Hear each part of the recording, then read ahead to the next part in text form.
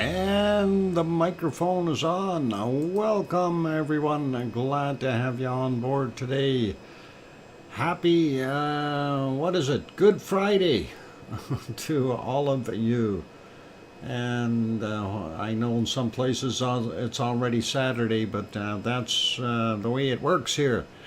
Anyway, welcome, everyone. It is April the 7th of 2023. On screen right now, of course, I've got the Siggy Fisher archive footage. And for those joining, I'm your host, DrFox2000, here in Edmonton, Alberta, Canada, where it is a lovely 11 degrees Celsius today with some sunshine and some high overcast cloud, and we're not doing too bad, so all good. And let's get at the show here. First person in today, and I think somebody was offended, but on my screen it is Layla.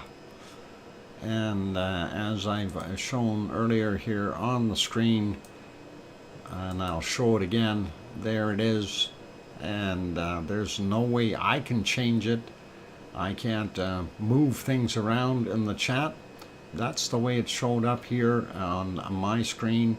Philomena, if you're offended by that, talk to YouTube. That's all I can say. It's nothing that I've done to change it, and I certainly am going to stay fair with what I see. So please understand that, and that is the way it is. On that note, we are going to continue on and see what's going on. What do we got here already? Let's go check that out real quick.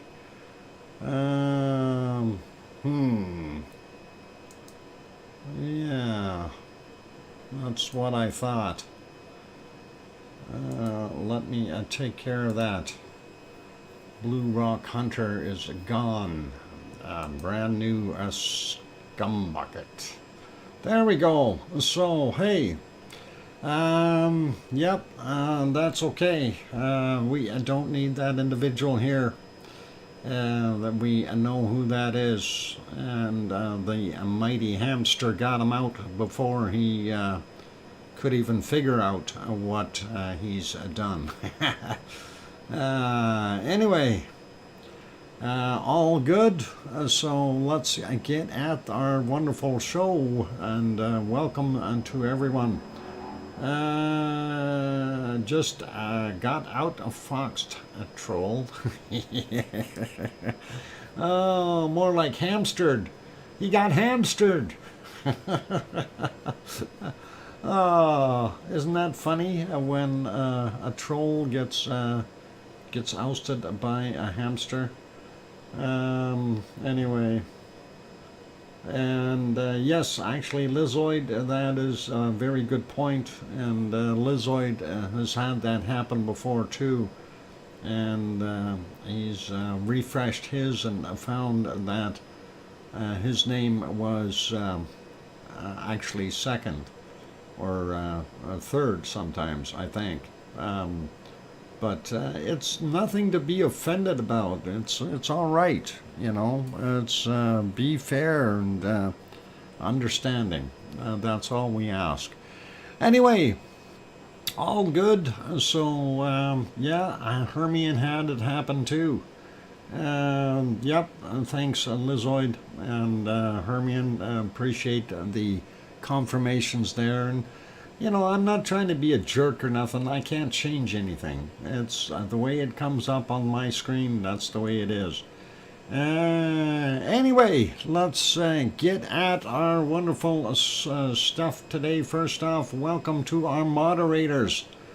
And let's see. Let's see what is going on here. Yeah, that's what I thought. Doctor, yeah. Remove that. The hamster's busy today. welcome to all of you. So first off, welcome to our moderators, Arizona Snowman, Piggy, CND Boy, Gary 24/7 Live, AZ Skies, and Lucas Snow and Joseph Fields. And glad to have them on board. We may have other moderators in here as well. And that is all cool. And we don't mind that. And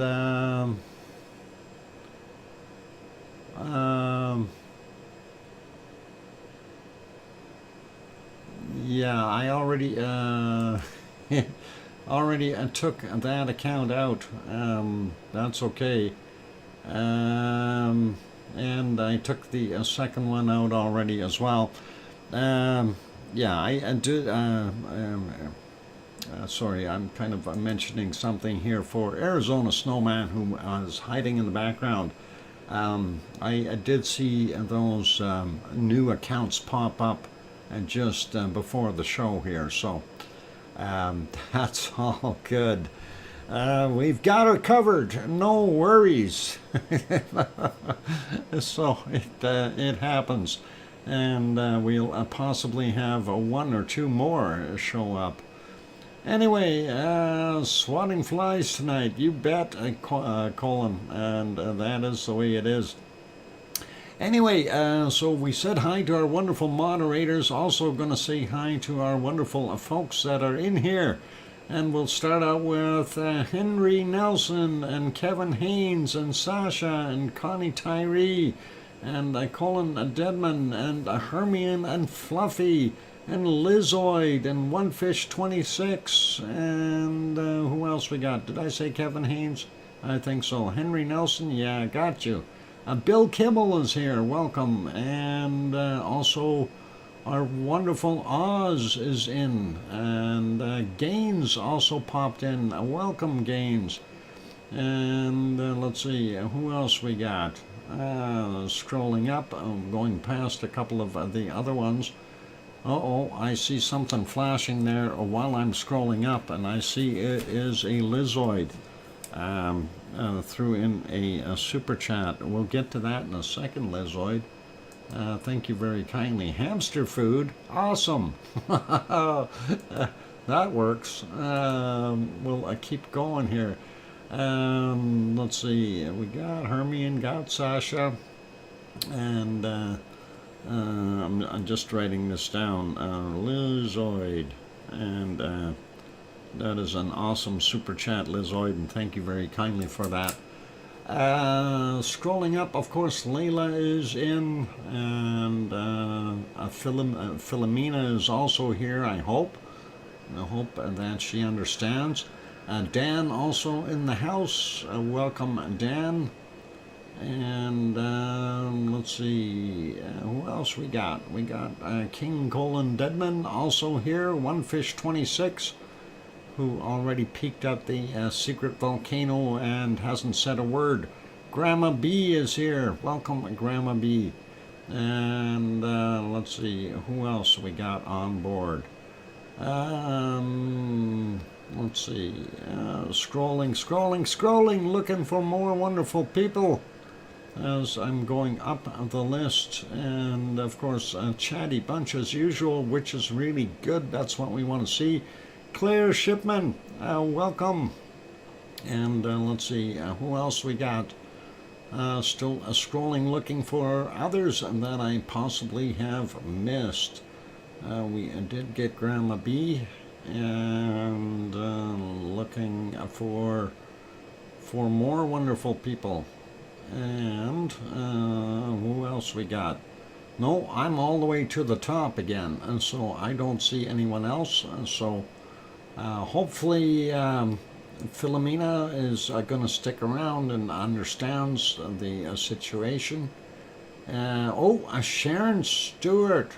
There is Sharon Stewart.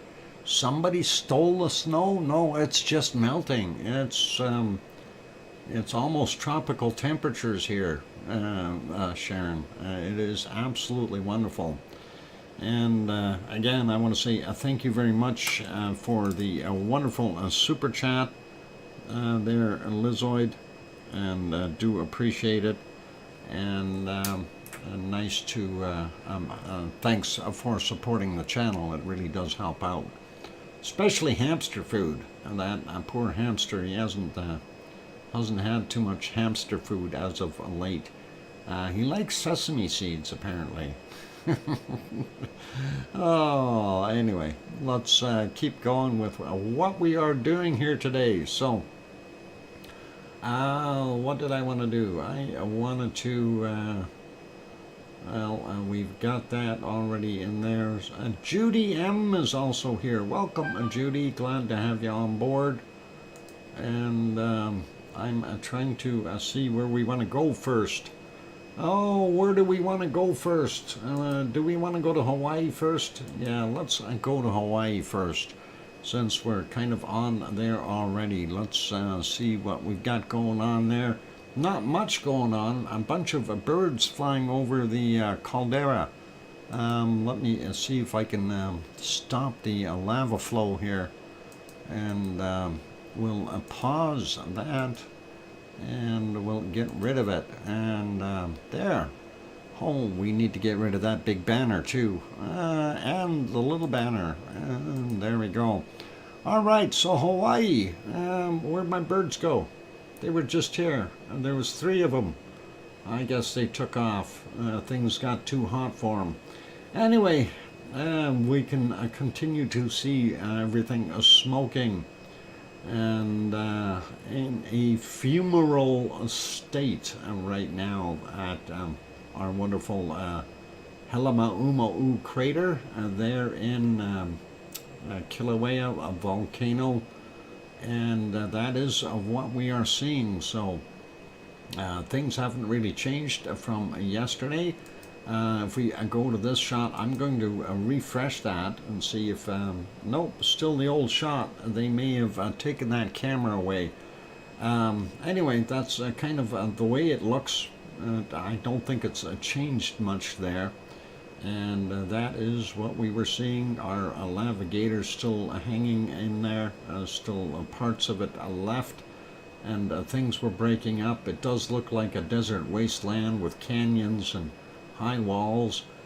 There's the central fissure that had opened up, or central vent, if you want to call it that. And really nothing else on that shot to report. Let's see how fresh this, if I refresh it, this picture. Yep, this is from today. And we can see some steam rising on the sides and some smoke off in the other areas, of course, indicating the fumarole state of this caldera right now. Quick look at the thermal. That was yesterday's shot. We'll refresh that, get a shot of today. And if we go scroll to the top of it, there you can see in his current picture. Not much showing over there. You can see Pig Island kind of grew a little bit. And looking at the area here, that is our west lava pond. And the tow area, or a vent, whatever you want to call it, is there. The primary vent was here. And we're still seeing a very hot spot right in here. So indicating that there is still hot magma underneath that whole thing. And that crust is likely not that thick. And I certainly wouldn't want to walk on it. I recommended that people don't walk on it. If you happen to go there, don't be a hero. What? Oh, the ripply lava is steaming. Yeah, on this shot, it certainly is, and it does have ripples in it. The way it's going up and down, a wavy action, and I'm not sure if that's caused by the cooling, or what exactly is happening underneath there, or if there is a deficit of lava/magma underneath there, and you know, if it drains out, that crust could end up kind of just hanging there, and then all of a sudden that whole thing could just collapse into a huge crater once again. And I certainly hope it doesn't collapse and pop out somewhere else. I hope the cork is in a place and it just sits there. That would be really cool. Feeling like a failed what? Souffle. Souffle. Oh, souffle. I failed a souffle. Now I can read it. Had my mouse over top. Yeah, we don't want a bad souffle there. If we end up with that big dip in the middle, we'll know what happened. It fell. And I certainly hope we don't see a repeat of that. At least, it would be really kind of nasty if we did see that. I don't want to see that. Really, I don't want to see anyone get in harm's way. I don't want to see any tragedies. I don't want to see people losing property and things like that. So it's best said to leave it sit and let it cool. And that is one of the things that is, very time-consuming, if you will, for that to cool down. Lots of lava under there, you bet. There will be a lot, because we know that's several, 400 meters? Like you got 1,000 feet of lava sitting inside here, underneath this. That is a lot. Let me see what the old measurements were there, so we can get a better guesstimate. Where was it? There. No. Yeah. 143 meters to the crater floor. So 469 feet from this level, roughly. So, yeah, even if it's a drop by 5 or 10 feet on the top from cooling, you still have a tremendous amount of lava, and, well, we'll call it lava / magma, because some of that magma did not come to the surface, and if it hasn't come to the surface, it's still classified as magma. Yeah, ashy pit, yeah, it could be to a degree, but the crust area on top, some places may be 5-10 feet thick. Other places may be 1 or 2 inches thick. So I've got to be very careful with what we're looking at, and what could happen if somebody did venture out on there. I certainly wouldn't. I value my life way too much to even consider something that foolish. And one of the documentaries that I had recently watched about our wonderful Fragor del Fial, the volcanologists did go out onto the lava field of our wonderful Ragnar, and the guy did say, yeah, they said about 20 feet down, it's solid up to about 20 feet. But once you get down about 10-15 feet, the temperature starts to rise. And once you're down at 20 feet, the temperature of the lava underneath there still today, well, this was from about a month ago, but I mean, technically it'll still be the same today. He said the temperature will still be somewhere around 1,000 to 1,100 degrees Celsius in a liquid state. So, yeah, if you compare this, this hasn't cooled over the last year or two, and I can assure you that this will be less than 10 to 20 feet thick, because, I mean, in Iceland we had several winters go by already, and cool things down, and solidify the top area. But underneath, it's still pretty shady and pretty hot. So you don't want to be on there. Speaking of Iceland, let's leave Hawaii, and I'm going to put it back on this screen so I can find it later. Let's go to Iceland and see what is happening there. And I got to find my screens for Iceland. There we go. And get all of them working, and let's get to the right one first. And Iceland, actually, the tremor chart is really amazing for today. But anyway, let's take a look at this first. This, of course, our wonderful city of Reykjavik. If we go back 9 or 10 hours, I'm going to just use 9 hours today. We'll move that back and show you it was horrible weather. It was raining.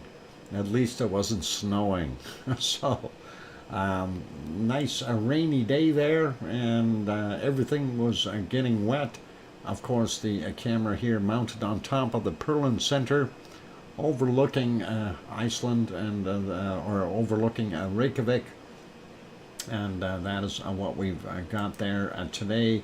It was still raining there, and if we go to the next shot, we do see a star out, or a planet up there, so likely it's cleared somewhat, but we know that earlier it was raining there still. This, of course, is the regional airport shot, and you can definitely see some rain falling. Still not green, but hey, give it some time. It will eventually turn green in all those areas that are grasses and whatever. And oh, I gotta love spring. You hear those crotch rockets racing up and down the streets. Do you have any update on La Palma, for example? Unfortunately, not anything recent there, Oz. And I should. No, though, one fish, those are motorcycles. The Japanese, what we refer to as crotch rockets. Yeah, motorcycles. Very, very annoying to hear them. And, very foolish the way they are being driven. Anyway, let's put that one back on live. We'll go make that smaller, go over to our next one, and of course we can already tell by the shake of the camera that it's got to be windy there. You can barely see the towers over here, the little red lights, and you see the beam of the lighthouse, and we are on the Reykjanes Peninsula. And the weather was just as bad today as we've seen before, and not very good, and very, very windy there. And you can tell by the steam geyser here, the plume is being pushed just about flat onto the ground and blowing off in the, I guess that would be kind of, let's see, northwestish direction, almost west from that point. So pretty heavy winds. We have no visibility in the background whatsoever. You can barely see the power plant behind here, and that's what the weather is like. Even if we go a few hours back or forward here, whatever you want to call it, 7 hours ago, the wind changed slightly in direction, more westish now, but you can also see it was raining more in this area. And yes, it is starting to turn green in this area, so definitely noticeable. It is getting greener, so awesome. And we'll put that one back to live. We'll see what it looks like over at our other place. And of course, doesn't look quite as windy there. The camera isn't shaking. Of course, that is Katla, and again, visibility of Katla 10 hours ago was nil, as you can see. There's still people here. Amazing, they're out here in the rain looking, and I don't know what they want to see, but even if we go back to that 7-hour mark, it was still pretty heavy-duty rain in there. Couldn't see a thing. Might have cleared a little bit. No, got even worse when about 5.5 hours ago. So, yep, not much you can do. And there's still people out there. Rain or shine, they're there. Looks like the water level is really rising down there in that little lake, though. And that is of interest. And so hopefully nothing gets flooded out. But let's leave that be. We will go to our harmonic tremor chart and have a look at that. And that's actually very interesting. I'm going to refresh it just to make sure we are right up to date. And yeah, I was looking at this going, hey, are we going to have an eruption? As everything was way above that 4,000 line for a fragile field, and we know that's kind of the magic number for that area for an eruption. But I want to disappoint everyone. It didn't, and it was all in that area. Mariano, welcome. I'm glad to have you on board, and nice to see you. Let's see. Yeah, so our magmatic stuff was right up, out, off the chart there, just about way up, way up. And of course, seismicity as well as a tectonic movement was up, but it is heading back down. It does look like our magmatic chart is still showing up quite high, but starting to see a drop there. Oz gifted 1 membership. Wonderful stuff, Oz. Oz gifted 1, writing that down. And Mars 2028 got that one. Congratulations to Mars, and thank you very kindly, Oz. Really, I do appreciate it. That is really nice of you.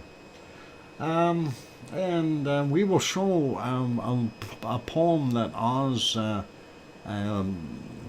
put together with a little collage of bunnies and stuff later as well, after we do bacon seeds. So I do want to show that. I'm not going to read the poem though, because I want to actually read it to some music, and I'm going to make a video out of it. And you guys will see why. But it'll be cute and cool and all that stuff. So anyway, let's take a look at Askia first, up a little further here, and we'll see how Askia is doing. Whoop, I went right by it, and we do see as the same kind of upward trend at Askia. And we did see a lot of spikes in here indicating shakers of sorts, little tremors, but nothing really solid in here, indicating that this is likely plate movement that we are experiencing. And that is what we're seeing. And then, of course, the same kind of drop that we've seen on the fragile field chart. So that's usually a good indicator when you see the drop there, because that's quite a distance away from Askia's a couple 300 kilometers from fragile field. So when you're seeing that, you know it's a plate movement issue. It's not solidified within one area. And when you look at all the other charts, you can kind of see that same uptick happening, and even on some of the other ones, and the drop off. So it seems to be consistent across the board. Let's go down and have a look at Grimsey, because that is our furthest north point that we can watch. It too had that major uptick, and we see both magmatic and seismic going up. and not so much though on our tremor stuff with the plate or tectonic movement was minimized there compared to what we see in the other places. So Grindavik, on the other hand, we do see it going up, and it went up sharply, had a lot of hiccups there, went up, and of course dropped, very similar to what we see at Fragedalfjall. A little bit more action in the magmatic side. I'm wondering if we are getting some type of an intrusion of magma underneath there. Would be pretty awesome. I come to leave my like to the channel. Thank you, Mario. You're very welcome here, and I'm very happy that you are speaking English. That is very nice of you, and that makes it a lot easier for everyone to understand. And that is good. Okay, looking for Kristevik, and there's a Kristevik, and we see our purple, or the magmatic, just about off their chart, and we see the seismic and the tectonic all the way together, all the way up, and then dropping back off again. So very similar in what we've seen at the Fragedalfjall. What is interesting though is we don't have that many earthquakes that occurred. And I thought, with all this activity, we'd see a bunch more shakers around somewhere, but that is not to be. So let's have a quick peek at the earthquake map. Last 24 hours of 48 quakes, and especially down in the area where we would suspect the quakes to show up immensely, we see very little, and that is down on the bottom end here. And that's kind of weirdish. Definitely has got something strange movement going on here. So if we zoom in a little bit, let's take a look. Of course, this is the Reykjanes Peninsula, and that is the Keflavik Airport, for those who don't know. Hey, who is that mummy of goddess? I do like the pulsing, though. Gives me hope. Mummy of goddess, do I know you? You look strange. Are you a new account? Oh, hang on. I think I know who you are. You have hamsters. Good to see you. Oh, mummy of hamsters, aka oh, mummy of goddess. Oh, mummy goddess. There we go. Good to see you. Anyway, I'm kidding. I know you got hamsters. Anyway, I got one in my hand too. He's jiggling around the airport here, though. That, of course, Keflavik Airport, Keflavik, Reykjanesbar, and Yardvik. And if we go down here, we see our wonderful Blue Lagoon. And there we go. And, of course, the power plant beside the Blue Lagoon. And if we go over here, and we see there's the town of Grindavik, and those two radio towers that we've seen that were barely visible. Yes, I come to comment to friends from Volcano. You deserve my support. I've been following this channel since the time of Cumbre Vieja, or Cumbre Volcano. Thank you, Mario. That is awesome. And let's see, there we go. One quake yesterday there from 2349.27, 4.6 kilometers down from that one. And this is our Fragedalfjall outline, and we don't see much happening there. You can see that outline going up, including Kalir up here. And that, of course, is where Ragnar is. And that's the Siggy Fisher. So all good. And we don't see anything at Kristevik either. The further out we go, Brennensteinfjeld, we don't see anything there either. So very quiet. And with the extra quakes, or extra activity, you'd almost expect to see it, right? If we put the plate boundary line in, that is that heavy red line. I know it's a little hard to see on there, but we don't see anything along it, and it makes you wonder if there is movement of the plate. Why aren't we seeing it? This one here was a 0.31, 6.3 kilometers down from 38 minutes after midnight. And then going down a little bit, we have this 0.7, 8.6 kilometers down.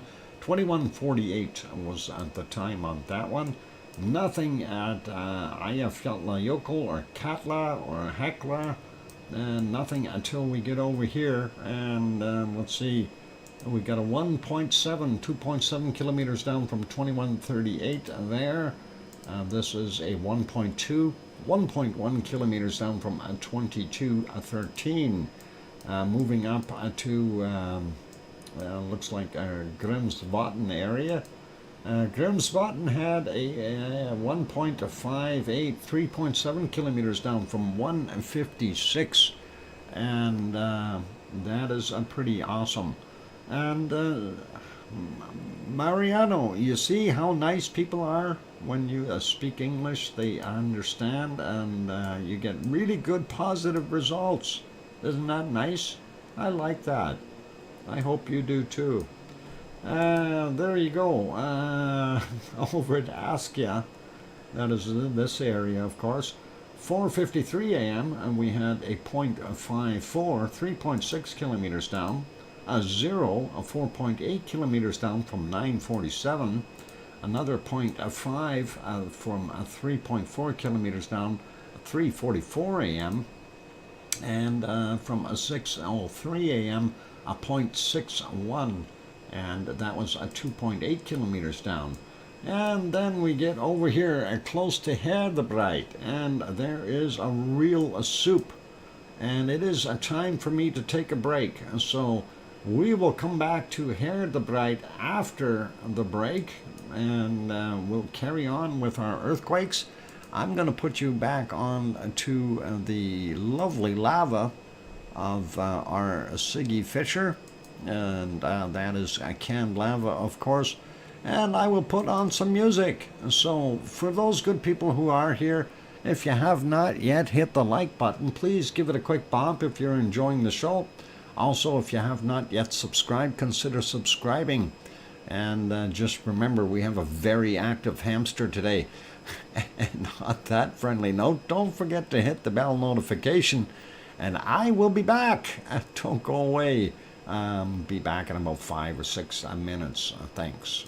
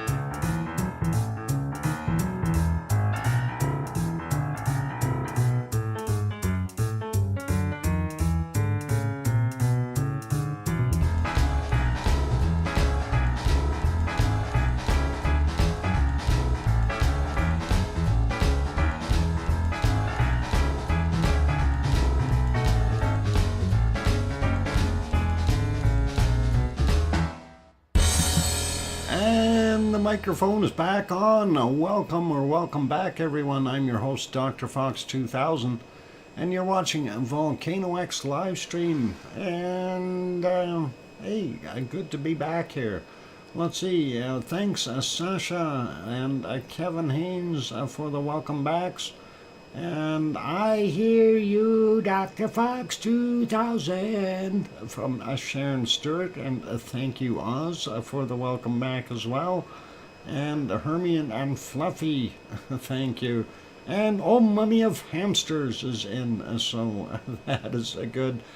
She changed from her goddess name to Oh Mummy of Hamsters, and I hope you have a good success in finding your aunt a place there, and that's always tough. I know it is always not so easy to find a decent location of some sort.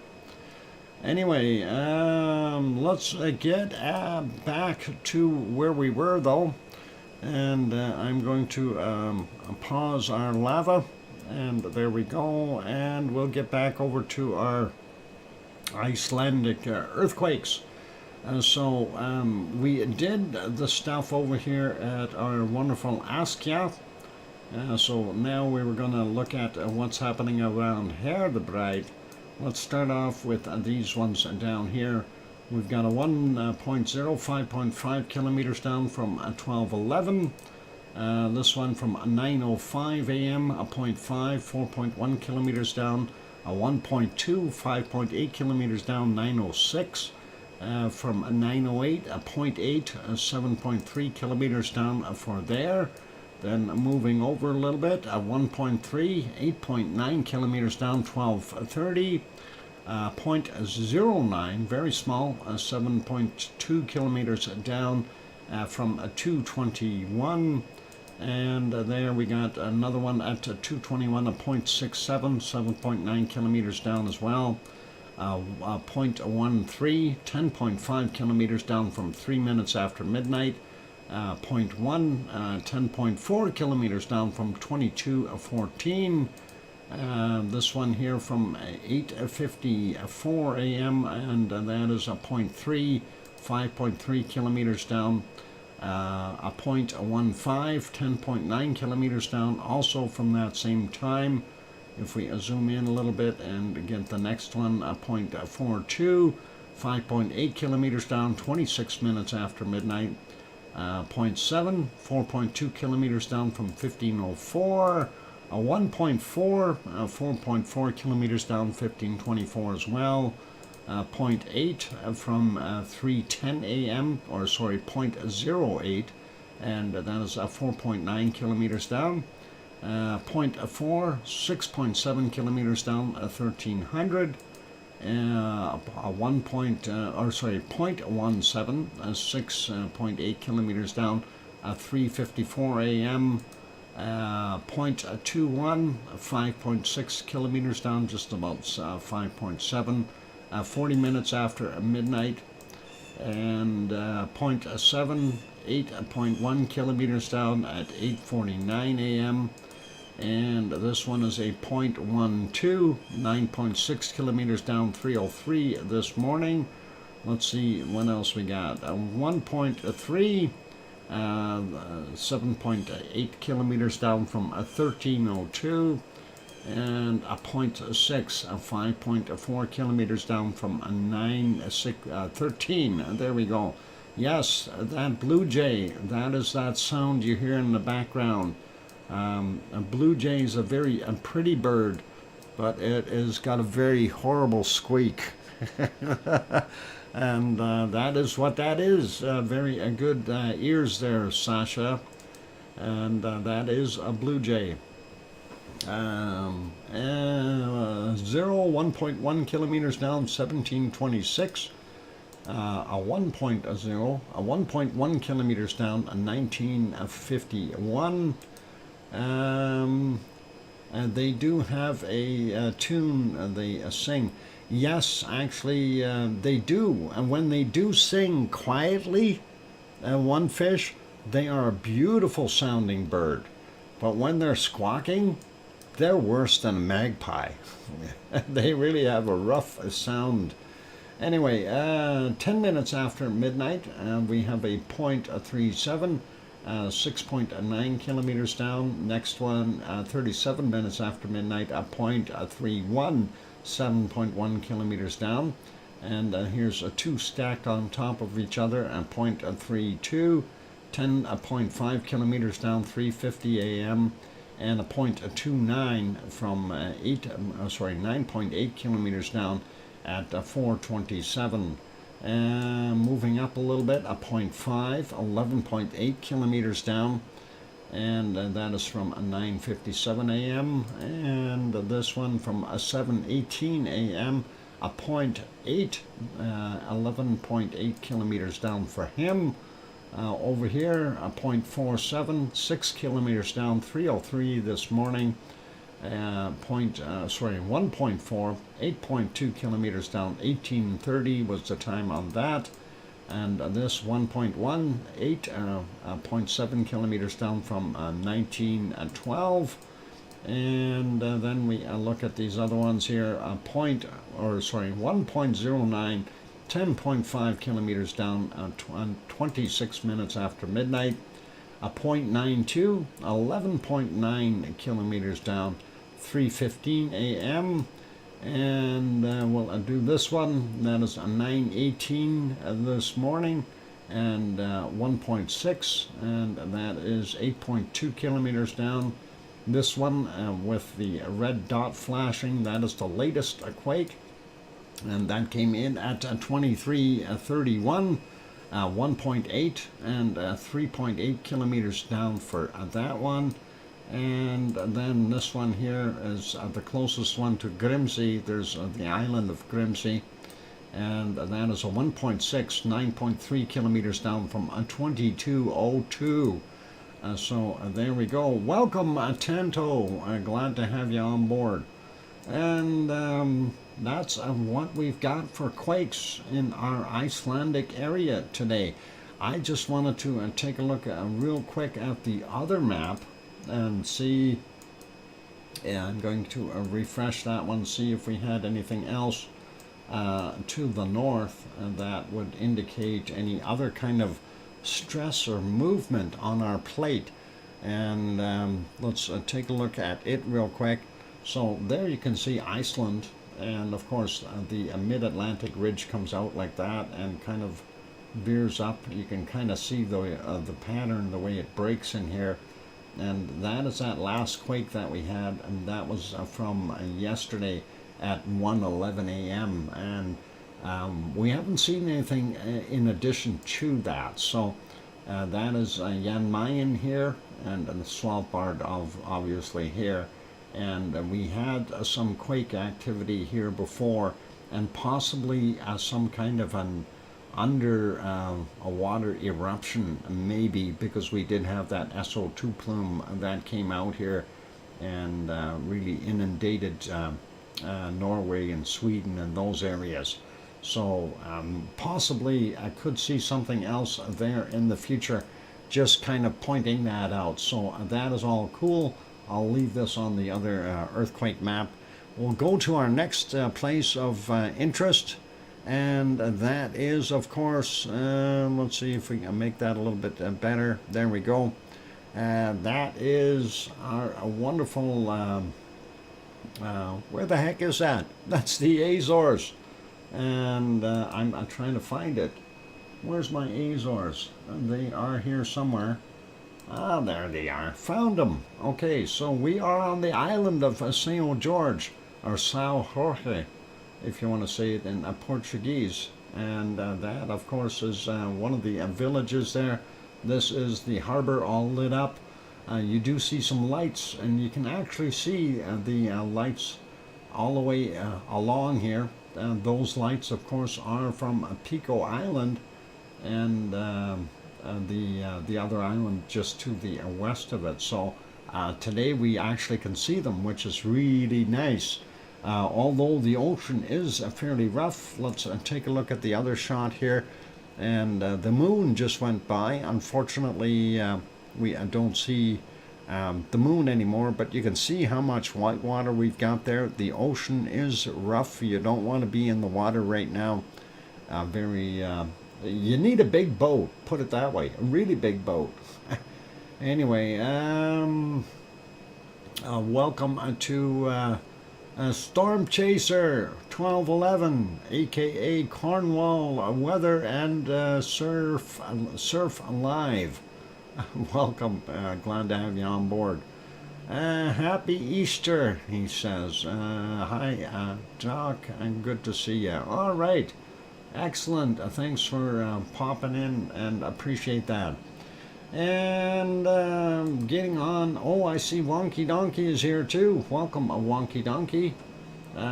We don't see anything on the the St. George map. Nothing new anyway. Let's change that a little bit and give it a wider screen. And we'll go and look at this one. I am going to refresh this, and we will see if there have been any more quakes since. And sorry, Piggy, I'm changing that. I know, she's probably going, I want that dress. Anyway.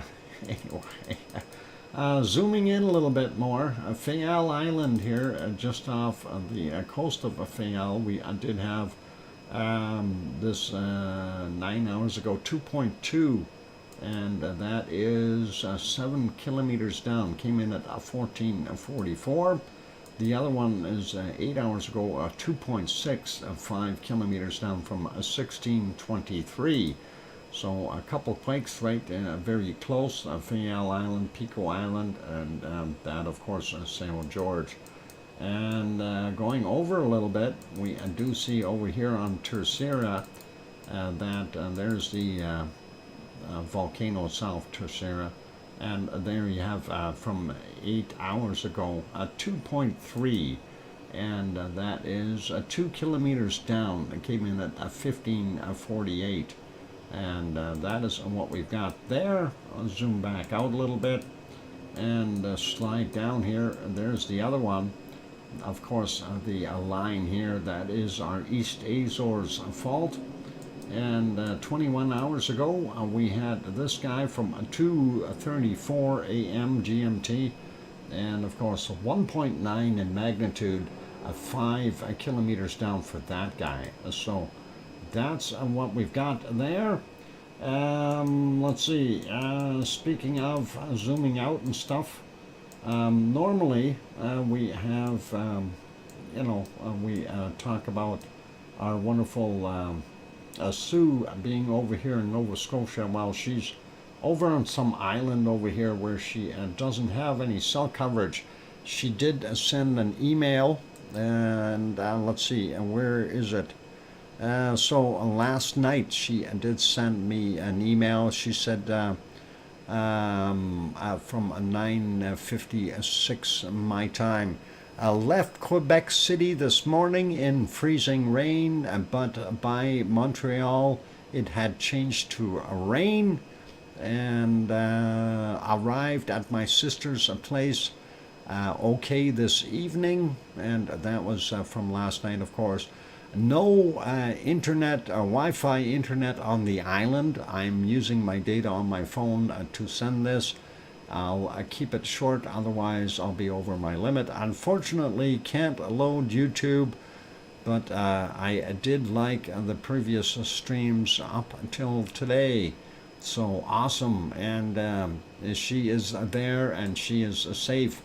So that is good. I'm not exactly sure where she is there, but obviously on some island, and it's pretty good. At least we got updates from her. We know she is okay. Anyway, that gives you an idea where the Azores are, though. There's Portugal, Spain, France, England, Ireland, and of course Newfoundland over here, and Nova Scotia where Sue lives, and all that nice stuff. So, and of course Iceland up here, as you can see. And let's continue on. We will go over to our next one. Let's do this one first. We are in Central America. Of course, we're looking at a shot of Messiah volcano, and that is Messiah in Nicaragua. That is from last night, or well, technically 5 minutes after midnight on this morning. So you could actually see the little crescent of lava in the caldera. I don't know how good of a shot we're going to see, if we see any. Nope, we aren't going to see anything, and we only got a portion of the photo, unfortunately, so data not coming through, but that is okay. Let's go to our next one, and this is Popocatépetl in Mexico City, south of Mexico by 70 kilometers. And looks like Popocatépetl was just erupting and giving a little bit of off-gassing there. If we go back about 10 or 15 seconds here, 20 seconds, we can see as the plumes come out, and we do see a little extra cloud coming zipping by here as well. So that always adds to confusion. You don't know what's actually coming out of the volcano. But we do know that this continued to off-gas quite a bit during the course of the day. Unfortunately, it was in clouds for a better portion of the day. So very difficult to give a report when, when your skies are looking kind of like this. So difficult, but earlier this morning we did see it a little bit, 7:51 a.m. Wasn't too bad. We could see some of it, and here's one of the bigger puffs coming out of it at 6:55 a.m. Definitely continuing to be active, so pretty awesome to see that. And prior to that, let's see, here's another one that was actually not bad at 6:11 a.m. and that's what we were seeing right there. So pretty cool, and we like it. The other one, of course, that we look at there is Fuego, and Fuego, of course, is in our lovely volcano gray color right now. And I think it might have been a little bit more visible this morning. This is about 7 hours and 40 minutes ago at 10:23 a.m. According to that, we do see it. It wasn't puffing all that much, but we do see eruptions continuing. This is 10 a.m. and doing its thing. And it had a little bit bigger plume here, what's about 8:38, repeated plumes coming out, so we know it is continuing to be active. And of course it was a battle of clouds to be able to get through that. Almost looks like a face in there, and some arms or a hand trying to grab the face. There's a thumb, the wrist, and some fingers. I don't know. Looks pretty awesome. And now it looks like a gummy bear. Oh, never mind. Bad. It is time for a break, and we will leave that be. So let's leave that back to alive, and we will make that small. Put you back over to our wonderful lava flow there from our archive video of Siggy Fisher. And of course, I'm your host, DrFox2000, here in Edmonton, Alberta, Canada. Give the like button a bop if you're enjoying the show. Also, if you have not yet subscribed, consider subscribing. That would really be awesome. Also, wanted to mention, after the break, we are going to do bacon seeds. So stick around for our lovely bacon seeds. Smile, and I will be back in about 5 or 6 or 7 minutes. Don't go away. Here comes some music, and thanks for being here.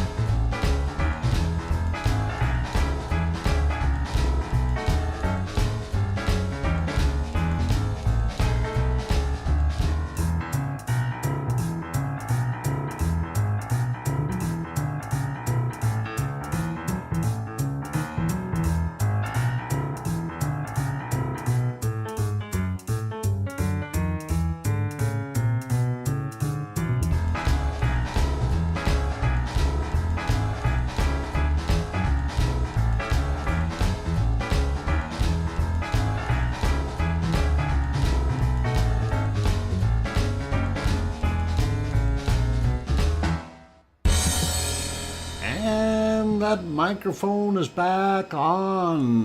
Welcome back, everyone, and welcome back, Doc, Edmonton, Canada. Thank you, and thank you, Oz, for gifting that membership, and congratulations to Kathy for getting it out there in wonderful Hawaii. And welcome, Tom. I'm glad you got home, and that is awesome.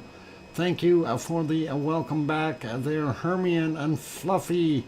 And let's see, who else? We got Tanto, Hermione, and Fluffy. And I hear you, DrFox2000. Thank you, Sharon Stewart. And Thor is there. Good morning, Thor. Welcome. And just in time for bacon seeds. So we will get at those. And that is awesome. Okay, let's stop our wonderful lava and use my magic wand and freeze that lava right in its tracks.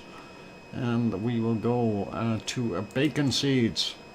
And of course, this was the last bacon seed from yesterday, and our wonderful Piggy sent us a whole bunch more. So let's see what Piggy sent us. And there she is. She's doing her thing, sending. And uh-oh, what do we got there? Somebody's peeking out of their warm blanket. That is awesome. That is a nice little snout sticking out. And definitely can see those eyes, and that is cute. The next one is this little one, a couch potato.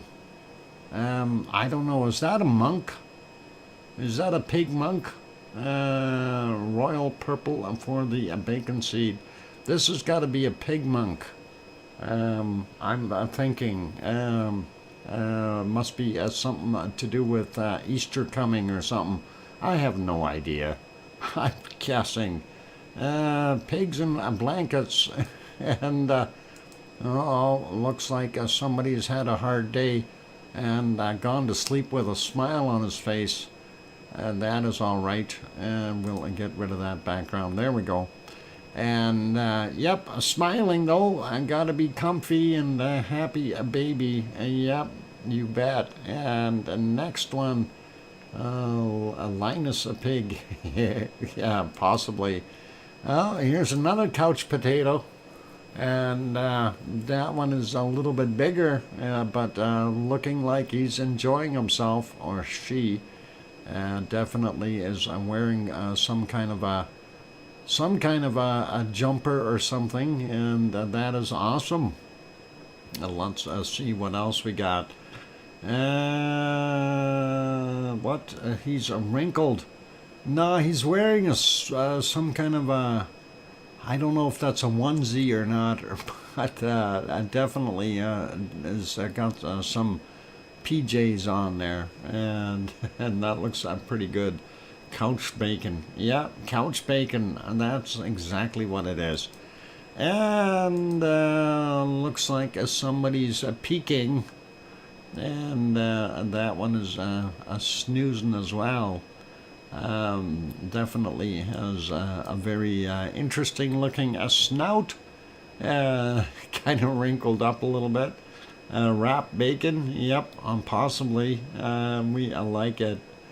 Anyway, next bacon seed is this one. Another snoozer with a smile. I gotta love it when they smile. That is all awesome.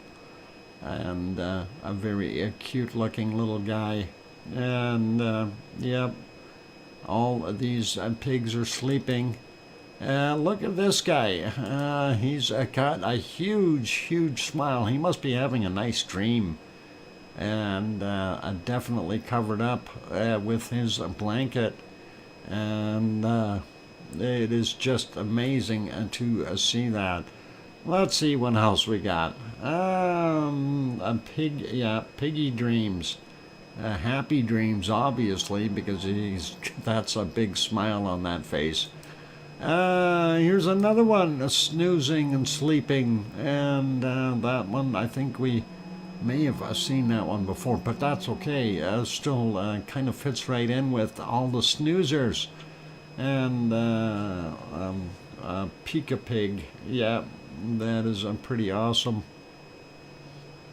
A little pig has a little pig doll. That's always cute. Gotta love it. Tisket and a tasket and piggy in a basket. And there we go. This one's a little different. He's out playing in the snow. What happened to his snout? He's got some... Looks like he's got holes in his snout. Maybe he's been out too much. I have no idea. Frostbite? Anyway, he looks like he's dressed to stay warm, so that is all right.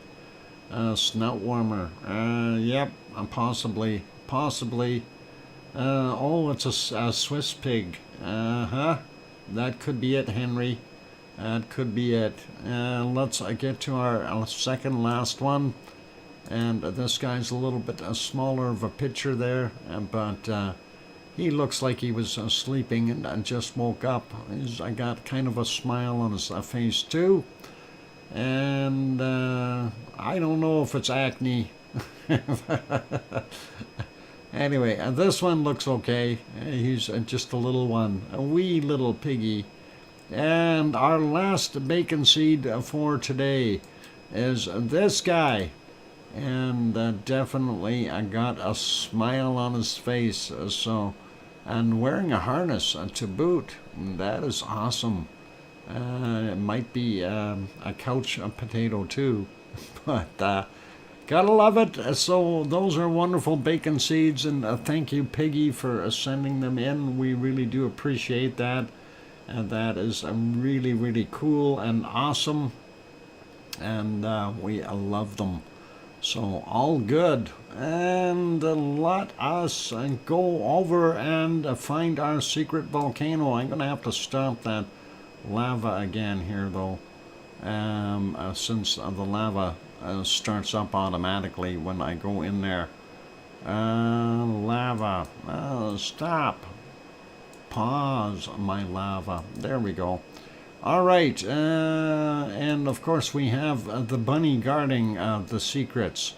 And like I said, that bunny has got a carrot and he knows how to use it. Let's take a look and see what the volcano look like. Let's turn that little thing off. And here is the volcano of the day, the secret volcano.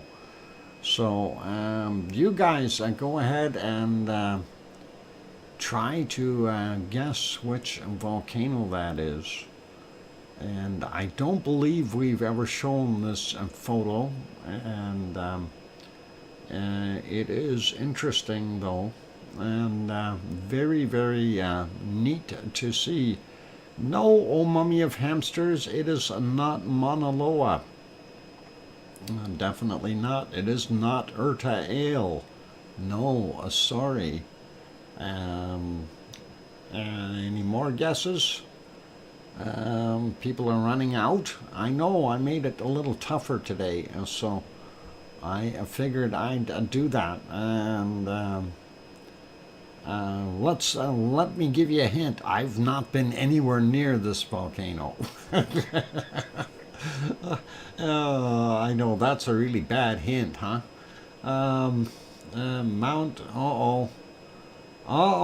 Valerie Fuller comes in with the right answer, and Valerie Fuller, way to go, and you've got the correct answer.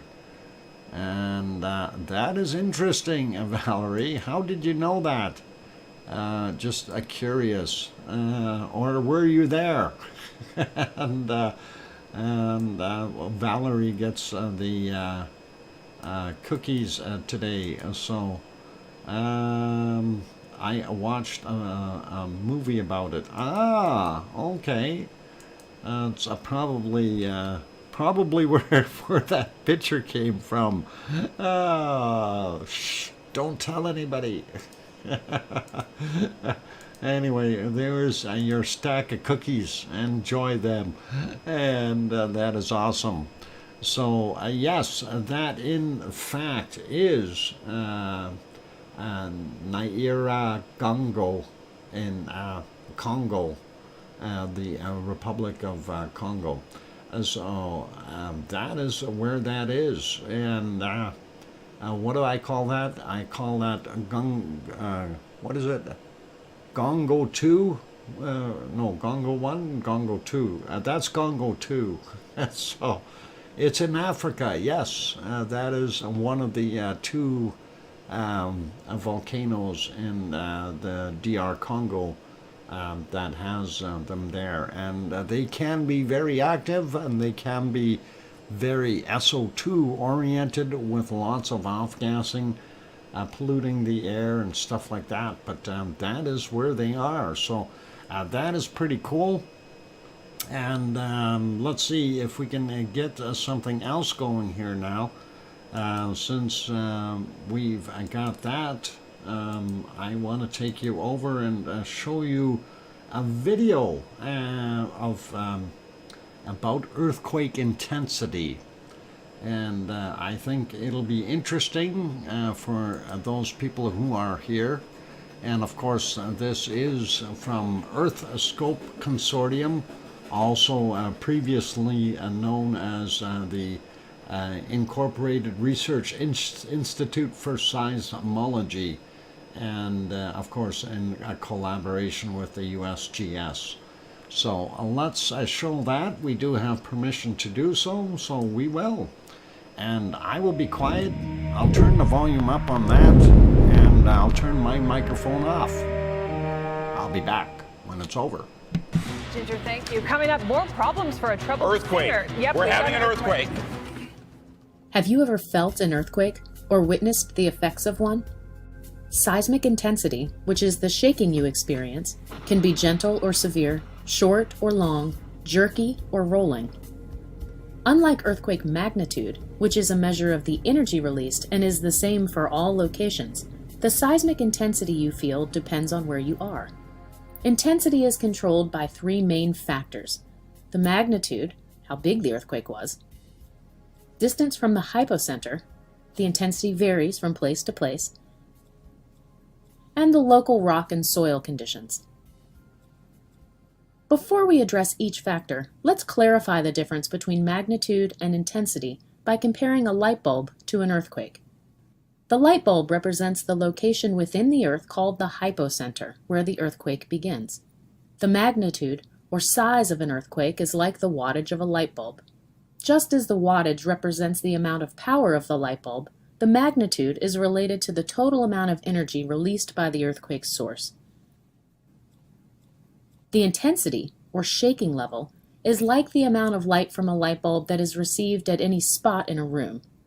A small light bulb in one area of a room will make that area bright with high-intensity light, but it will leave the distant areas of the room dim with low-intensity light. So, a given earthquake has only one magnitude, but will produce different intensities of ground shaking at different locations, as on a shake map. But where did shake maps come from?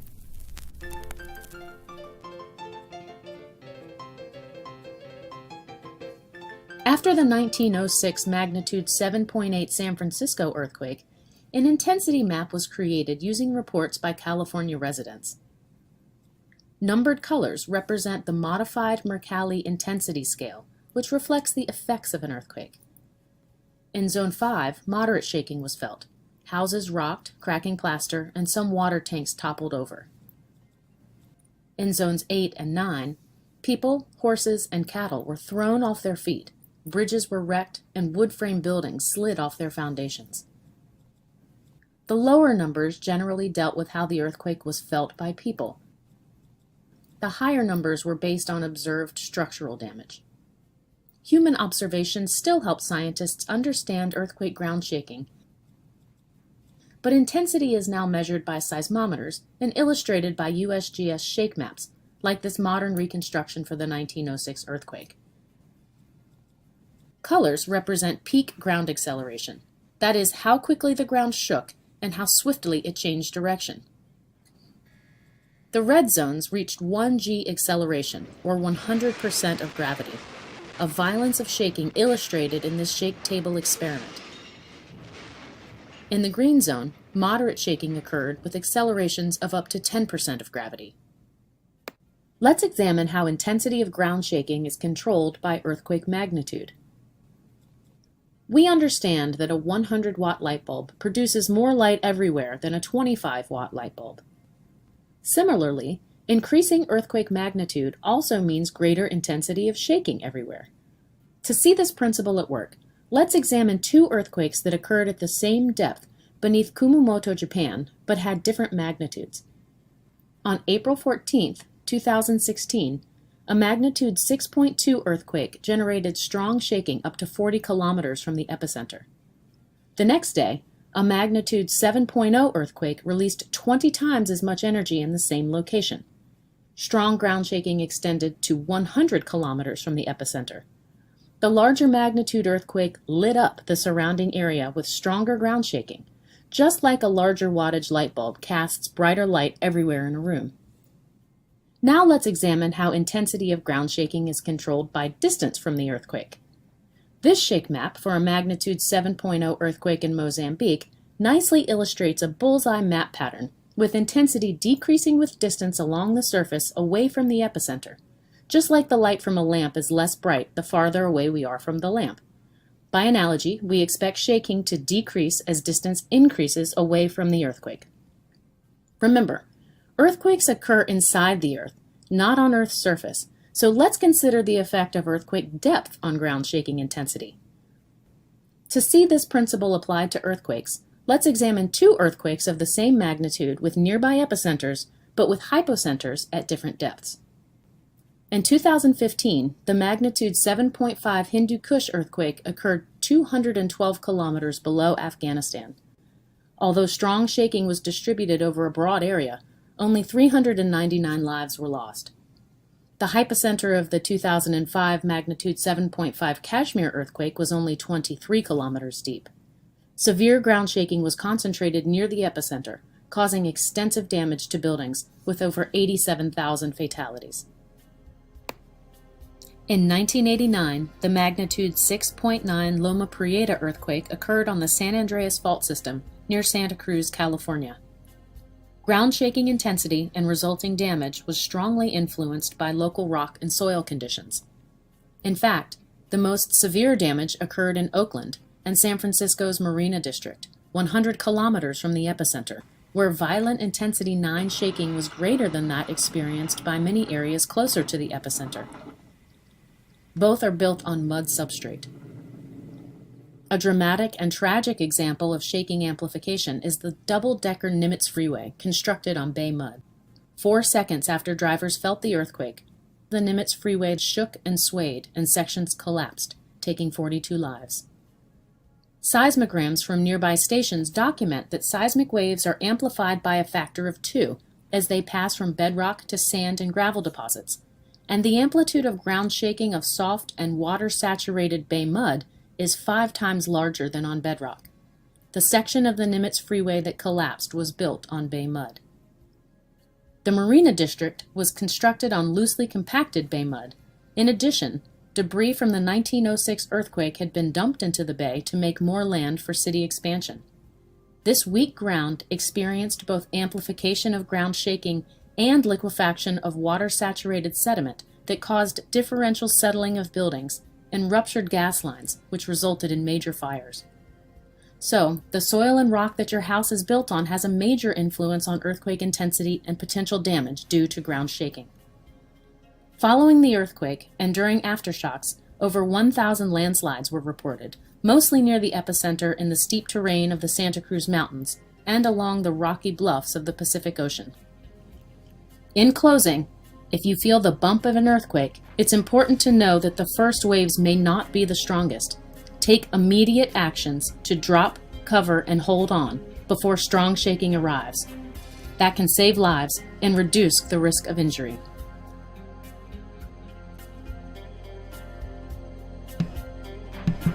Okay, and I've got my microphone back on. Thank you everyone for watching that. I think that was very interesting and really does explain how things are happening there as far as intensity and so on and so forth.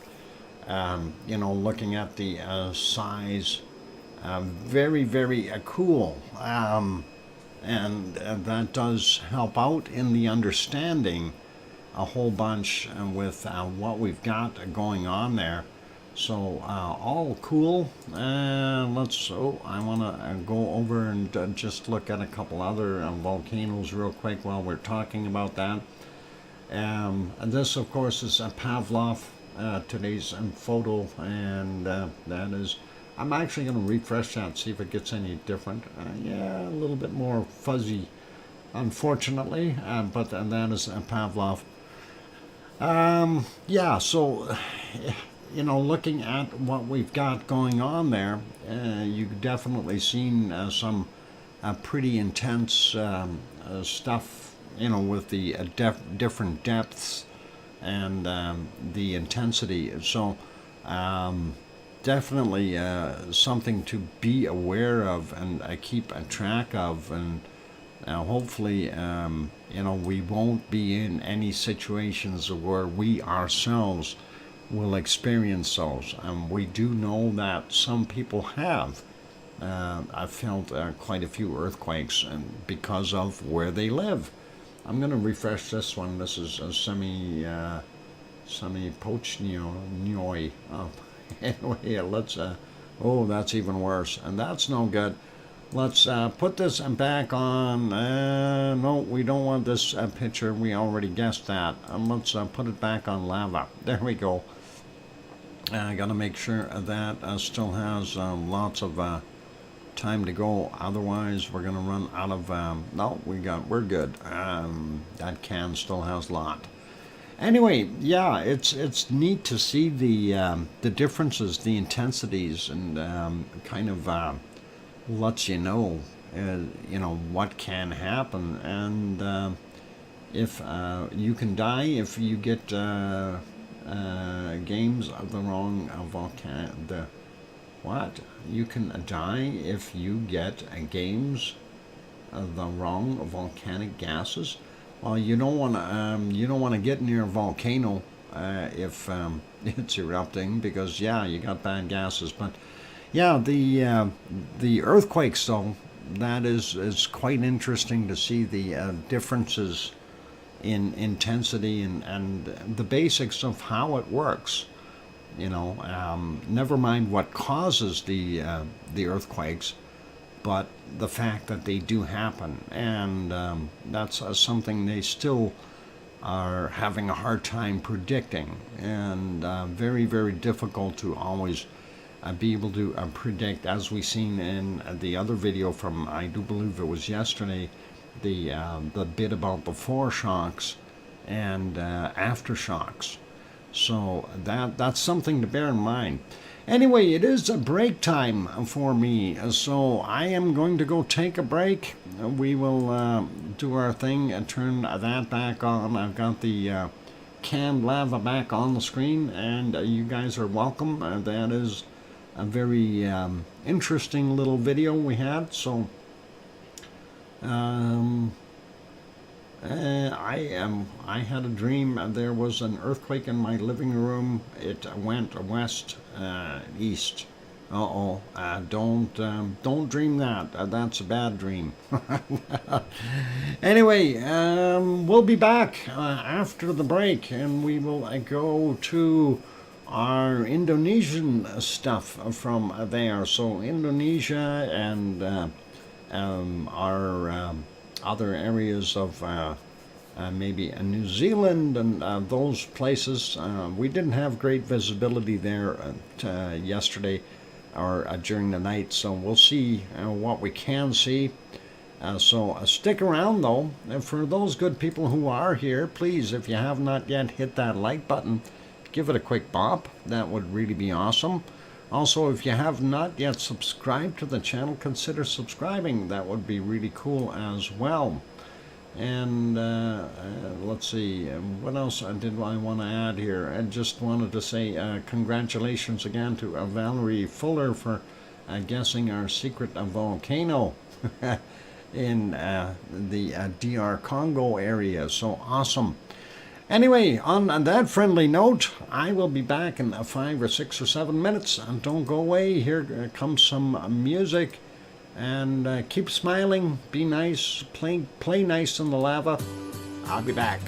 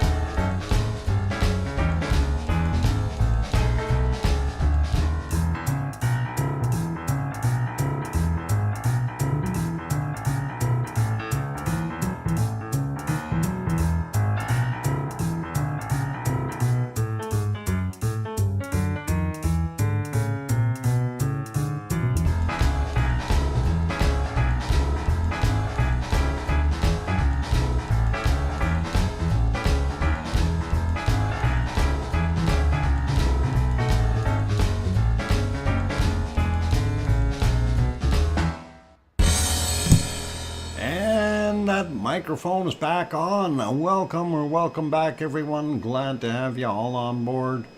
And good to have you all here yet, and that is awesome. Thank you for the welcome backs from Tanto, and old Mummy of Hamsters says, welcome back, Uncle Doc. Wonky Donkey says, Daddy Fox, yeah, back. And thanks there, Thor, for the welcome back as well. And Kevin Haynes is saying, waiting for the hospital to call for my for a biopsy, Kathy.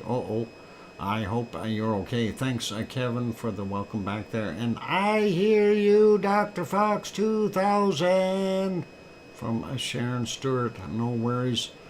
And Philomena, I think you're having a bad day. I know you thought you were first, but you didn't listen to what I said. I don't believe you refreshed your screen to see. And that is why I deleted your message, your comment.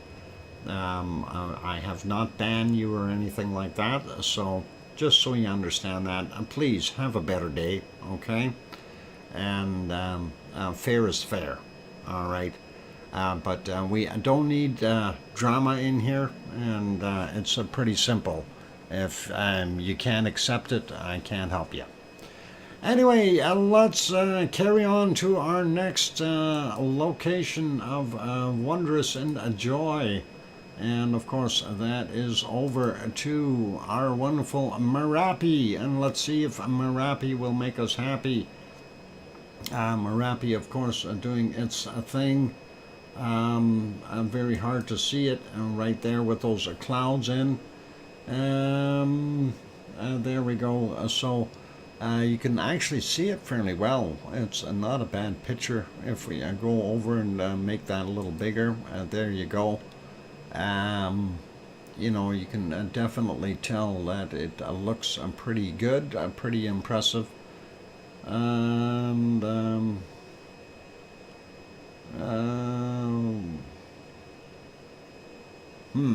okay. All right, Philomena. Yeah, I don't know what you're saying. Okay, I seen her name get skipped on top of mine. Well, I don't believe that is true. Okay, you have a nice day, Philomena, and see you next time. All right. Anyway, that is Merapi doing its thing. Going back into the earlier hours, of course, it was producing some lava, and there we can see some lava flow. And there you go. You can see it coming down the hill, of course, producing fairly decent stuff, except for we had a bunch of a cloud in the way, unfortunately. If we go back to the full screen there, you can see in the bottom right, you can see that lava flow progressing down the hill. Unfortunately, with all that cloud in there, it's difficult to see what was truly going on. And as we can see on the seismic readout there, it did produce a fairly good rumble as that material went down the hill. And looking back a little bit further, I'm just trying to see if we had some other good shots here where we had some flows. This other one here is kind of an area where we did see some flowing going on. I think somewhere around here. If we move that ahead, it's hard to see because of that's the other angle. The other one's, of course, covered by clouds, so difficult to see. And let's go back a little bit more and see if we can find other stuff.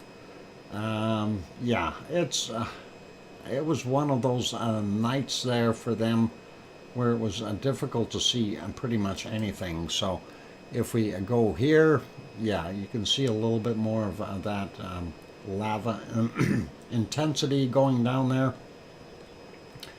And I'll expedite this by speeding it up a little, going ahead a few seconds. And you can see the lava progressing down the hill. And hard to see in the color cam though, because of the cloud and hazy attitude that we've got there. So kind of is the way it is, unfortunately. But you can see it actually moving downward. And that canyon definitely has filled up a whole bunch. If we go ahead, there was a little bit more of a larger burst there. And this is, of course, from yesterday, their time yesterday. Amelia, a happy Easter, volcano friends, and thank you for popping in, and happy Friday slash Saturday for you. And just remember, our guard bunny is guarding the chocolate eggs and the rest of the candies. Anyway, that's what we were seeing there at Merapi. It is nice to be able to see that flow, even though it does have some hazy content in there with all that cloud and moisture and everything else that was being emanated by the forest areas and the whatever else we've got there, the wonderful, well, it is a kind of rainforest kind of thing. So let's see if we can get this one on. There we go, 2119. You can see the flow coming out. And again, that is back in color, so they were working on things. And you can see it spreading out here into a larger delta area as it is hitting those filled canyons and kind of stopping in those areas.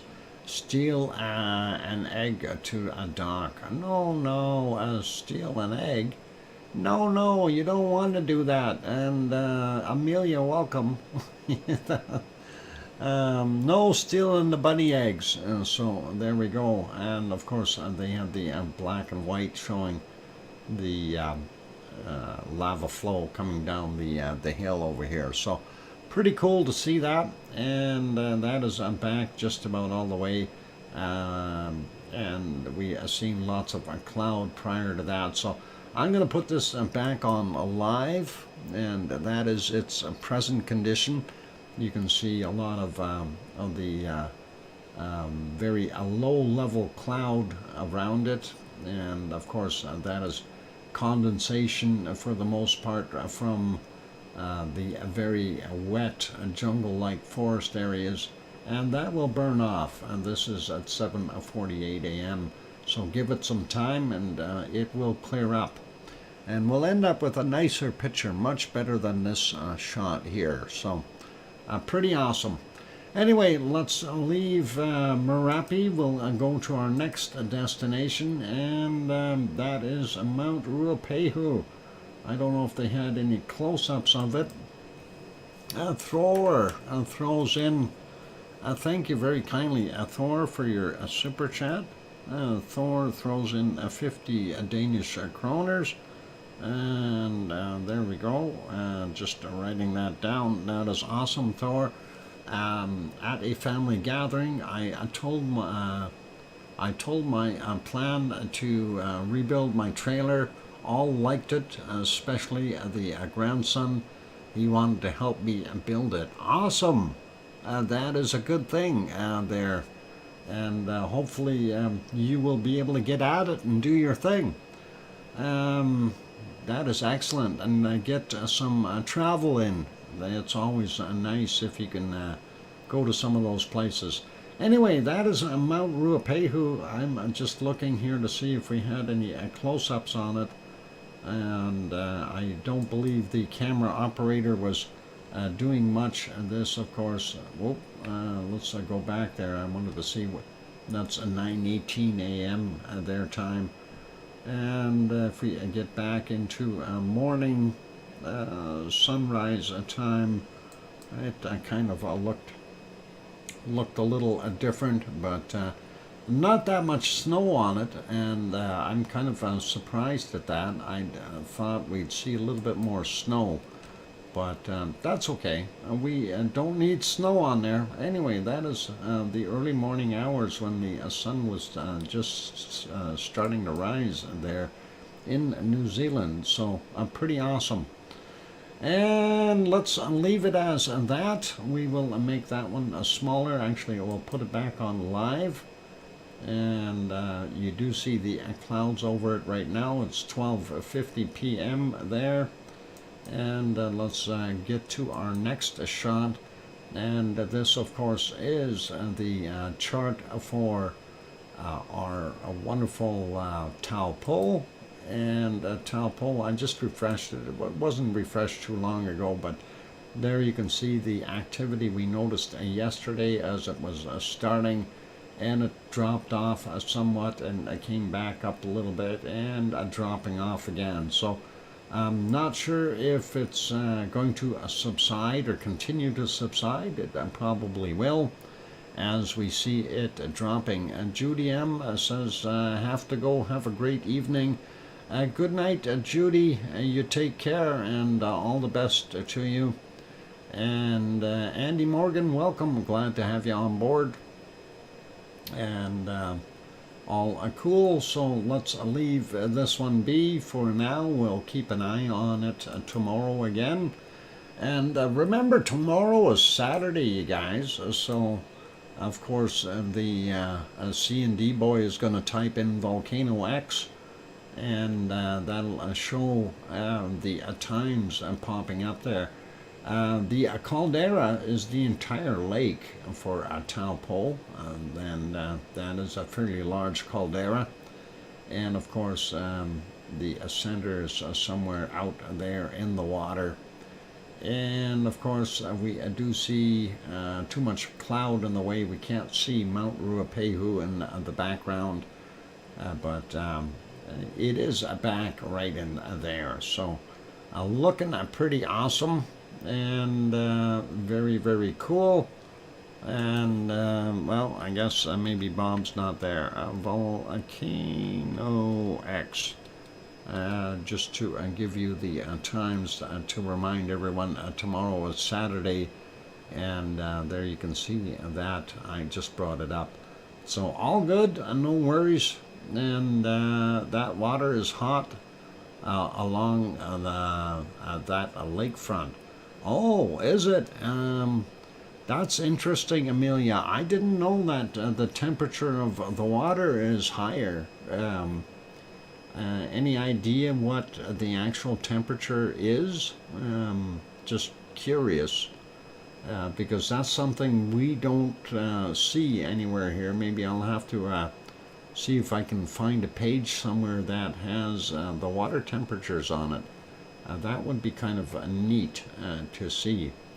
It does look busy there though, and of course this shot is courtesy of a Suncourt Hotel and Conference Center there in Taupo, and they do have a very nice shot across the lake there, so very awesome to see. Yes, hot water comes out of the ground. Okay, I can find hot springs or hot spots.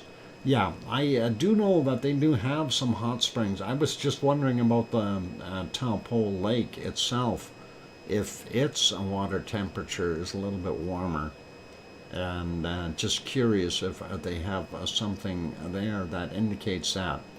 And I would assume it would be a little bit warmer, but not by all that much. It is a very large water body, so pretty cool, or warm, or cool, or warm.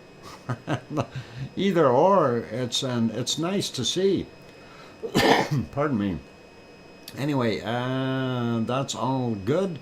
And let's carry on to our next port of call, and that will be our wonderful Semeru.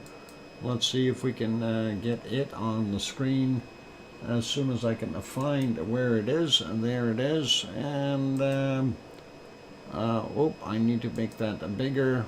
And that is Semeru. and it's a nice clear shot, except for somebody stuck a cloud right in front of it. Huh, darn it. Go away, cloud, go away, we don't want you. And that is what they've got showing.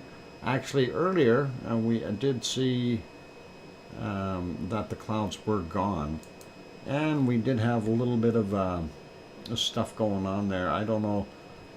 Let's see if we back that up a little bit and see if where the little burp was. Somewhere right around here. Nothing really major, but it is a nice close-up shot of the caldera up top there. And again, as I've mentioned before, you know, one day we're going to see this break out, and we're going to see that all tumble down the hill. At least that's what I suspect. 4 minutes until your Pepsi. Thanks, Tom. I do appreciate that. Hookah Falls empties into Hookah Falls empties Lake Taupo. Cool. Anyway, that is our volcano, and that is a pretty awesome. Hookah Falls area is amazing. Andy, thanks. Go find a drone of Hookah Falls and post it on Talks.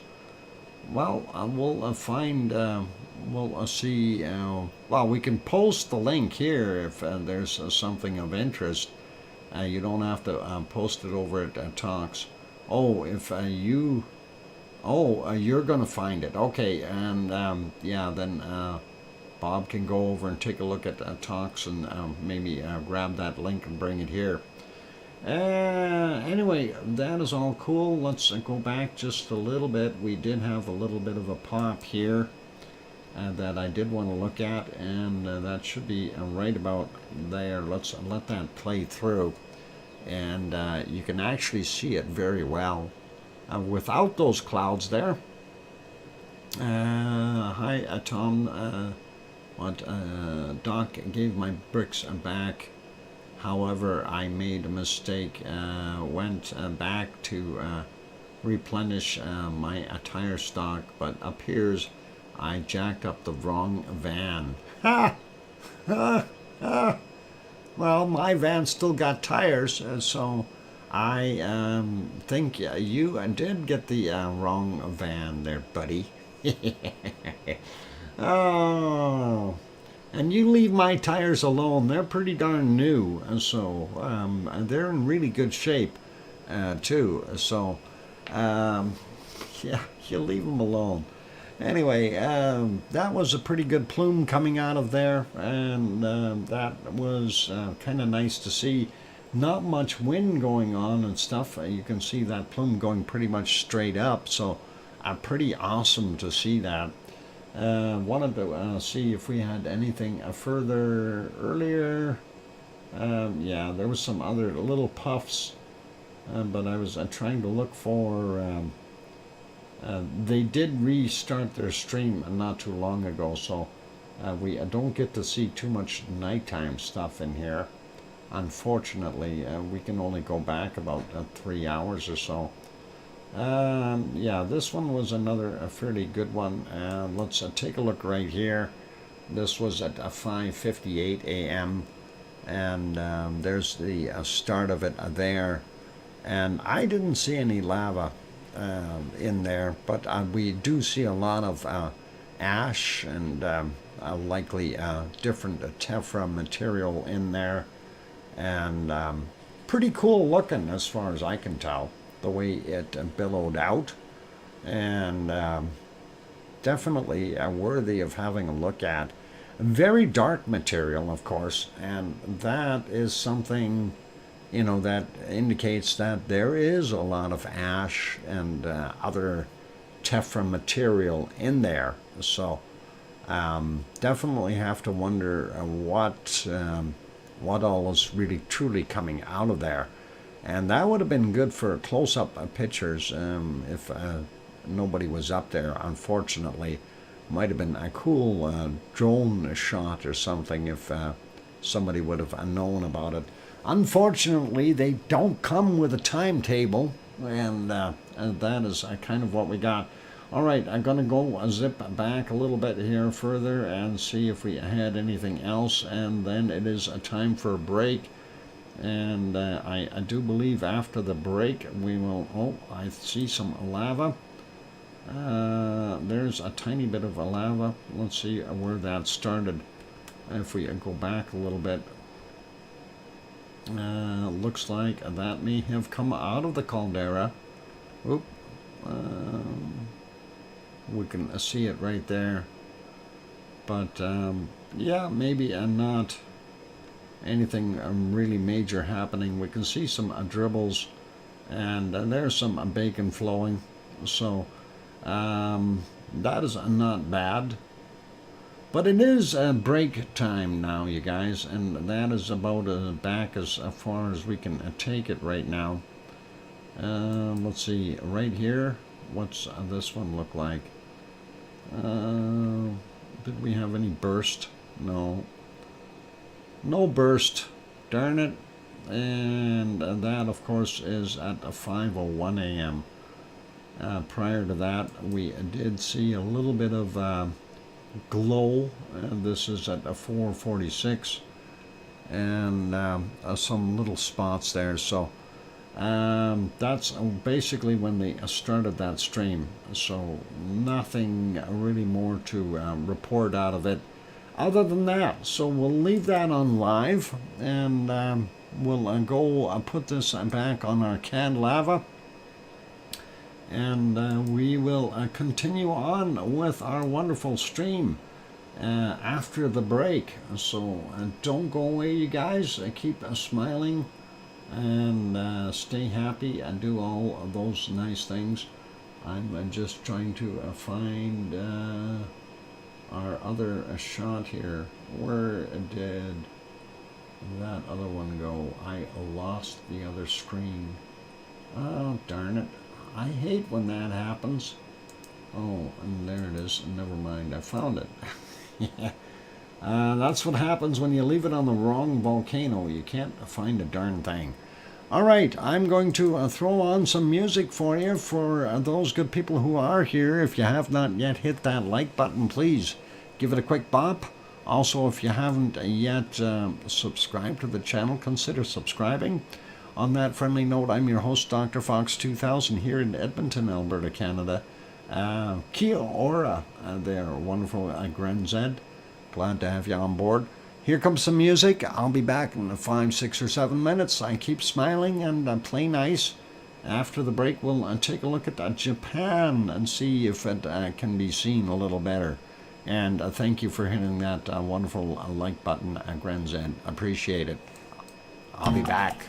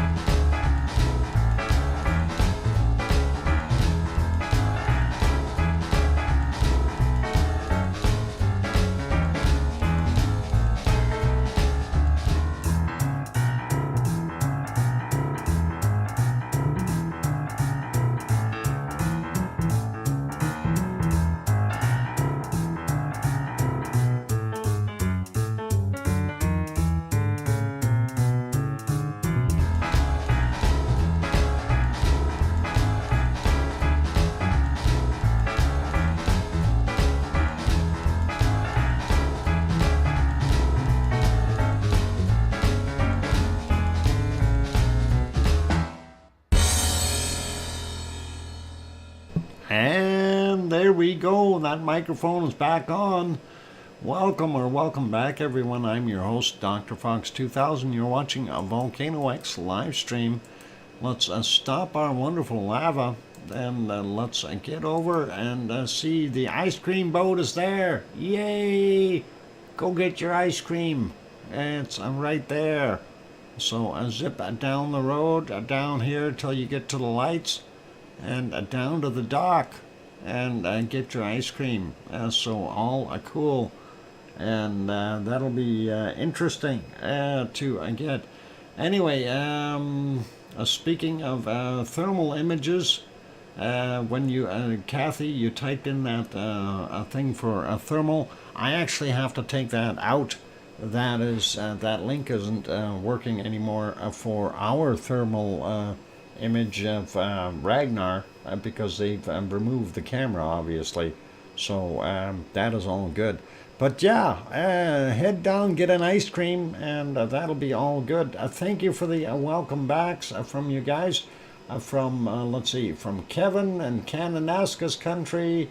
And Oz, of course, thank you, and Thor as well. So that is cool. Andy Morgan says, want to ski Mount Ruapehu. Granzed told us Mount Ruapehu ski guys went broke. Thank you for the welcome back, Andy, and welcome back, Uncle Doc from Oh Mummy of Hamsters. Thank you. And I hear you, Dr. Fox 2000. How do I get a temperature map with military times on it? Huh? Military times? I don't know. I don't know. Mine are, I can't remember. Are mine in military? They're a 24-hour clock? Let's see. I have no idea, Sharon. I thought mine were always in 24-hour. But on the bottom. That is weird. Has a 6 p.m., etc. Okay. I think maybe in preferences or in the a thing up on the right-hand side, you might be able to change your clock. For their preferences, a 24-hour clock or a 12-hour clock. I am not sure. I have never looked for that, Sharon. I always use the 24-hour clock because that's kind of what the rest of the world uses. So, yep, 6 p.m. 1800. Yep, that's exactly it. Yeah, I need 24-hour clock map. Okay. Yeah, just take a look and see if you can find it in the preferences on the side, the right-hand side. What time should I search for? I'm too early all this week. Well, my you're only 1 hour difference from mine, so. And when we search, we're usually somewhere around 1900 or 2000, somewhere in that ballpark. So take a look at 1900, that might be close. For you, that might be 1800 or 6 p.m. That might work. Anyway, let's carry on. This, of course, is Sakurajima in Japan. And we'll go to the next shot, and there you can see Sakurajima a little bit closer up, and that is okay. And okay, 1900. We'll look for that. I use 6. Usually do 6 p.m. Okay. Not seeing anything really major puffing out of our wonderful Sakurajima, and that is not so bad. We get a little further back, about 4 hours ago, and we see that the birds were out. Yep, definitely. And the smoke was coming towards the camera, so the wind direction was definitely going. And you look at the water is very choppy, so you know that wind is blowing pretty good. and those birds look like they're having fun flying there, and that is awesome. Anyway, I guess they're waiting for the fishing trolleys to unload. I'm off to bed. I wish you all well and stay safe. Good night, Thor. You get a good night's rest. Anyway, good luck with your rebuilding of your camper trailer there. That'd be awesome. That's kind of what we've seen there earlier. Didn't see too much other than the smoke blowing towards the camera. And if we go back a bunch, we see at 3:30 p.m. or a.m. I should say, it looked kind of like that, moonlit. And of course, again, we're seeing a lot of steam / smoke coming towards the camera, so very difficult to tell what was going on. Let's leave it back on live. We'll make that one a little bit smaller. We'll go up to the close-up camera, and there is the actual caldera, and you can see what that is looking like. And that looks pretty interesting, pretty clean, and nice little puff of coming from that central vent in there. We do see the one on this side over on the right is still steaming, throwing off gases as well. Not seeing so much from the other one. I think that might be a combination here of both of them. If we go back on this one, it was a little quieter this morning as well. There you can kind of see that. So not really doing a heck of a lot. And that is what we were seeing earlier. And this is a 6:30ish, 6:37 this morning. So that's what we've got going on. Wasn't bad. And then prior to that, of course, that smoke coming right towards the camera, so makes this one pretty useless. And we will leave that back to a live shot, let you look at it for a second or two, and then we'll make it small, and we will carry on to our next volcano. And of course, that is Suwanosi-jima. And Suwanosi-jima looking fairly quiet right now. Hard to tell if there's anything coming out. Those clouds in the background, of course, aren't helping anything at all. It does look like it is giving off some gaseous material in the front caldera here. I'm just not sure about the back one because of the cloud coverage. Looking at this one here, though, it does look like there at 7:27 we are seeing something coming out of the back caldera right in here. So nothing as severe as what it used to be. That does look like it's still doing it at 6:30. And if we go back into the nighttime, unfortunately it's going to be hard to tell if there was any kind of a glow because of the moonlight. And this is at 4:33 in the morning. And we see, yeah, it is definitely off-gassing from the front and the back caldera, but not seeing anything really nasty coming in there. Yona, welcome, Yona from Iceland. Glad to have you on board, and nice to see you, Yona. Tom says, good night all. Being a long week, I know Pepper will not let me sleep in. Stay safe all. Good night, Tom, and get some sleep. Rest well, my friend. And hope tomorrow isn't that hectic of a day for you. Anyway, that is what we had there. Let's go back a little bit more, see if we see more off-gassing. And yeah, you do see some going out here, but hard to tell if there was any glow of lava because, as I mentioned here, with the moonlight making everything so bright, it is very difficult to see.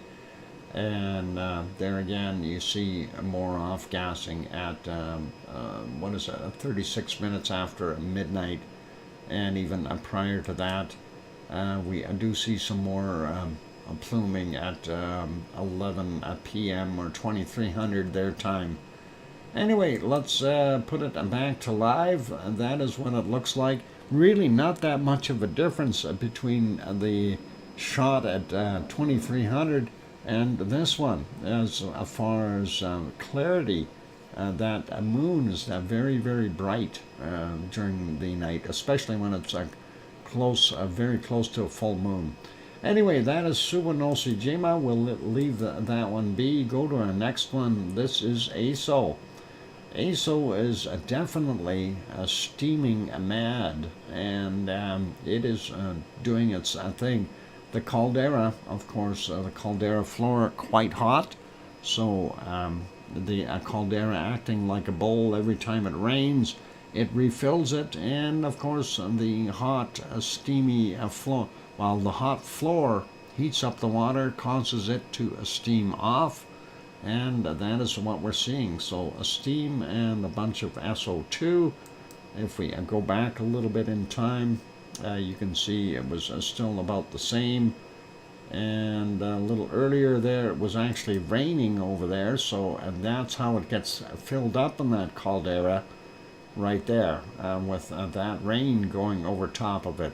So that is what it was doing earlier this morning, and that is the water source for it. So that is pretty awesome. And that was actually about the first visibility of it this morning. Otherwise, it was pitch black and in the dark. Let's put that back on live, and we will take a look at our last Japanese one, and that is Asama. And Asama, unfortunately, is not showing up very well. If we go back a little bit, though, about an hour and a half, we can see the top of it, and you can definitely tell there is some smoke coming out of the top of Asama. And we do see that the snow has just about all disappeared, and quite a bit of it anyway, off of the mountain itself. If we go back a little bit more, this is about an hour and 47 minutes ago, hour 48 minutes ago, and that is what it looked like. So pretty awesome. Quite a bit of SO2 gas being thrown out, and likely some moisture there as well. And earlier, wasn't sure, but those may be alien beams shooting downward. I have no idea what those are caused by. It could be a lens flare of some sort, but those were noticeable, and I just thought that was kind of funny. And no, they're not alien beams, because they go all the way down. They do go right down to here.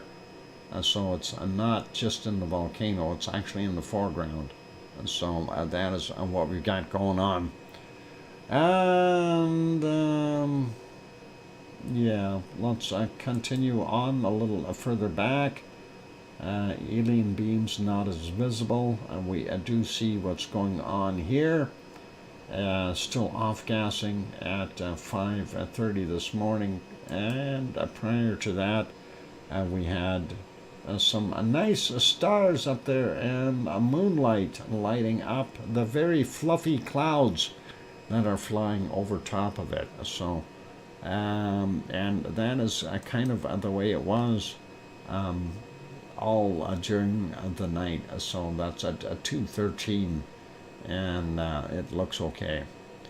And let's see, yeah, and earlier it was a full cloud, so we couldn't see a darn thing. So anyway, we'll leave it there. We'll put that one back on live. This is the live shot now of Asama, and that is approximately 100 kilometers or so to the west of Tokyo.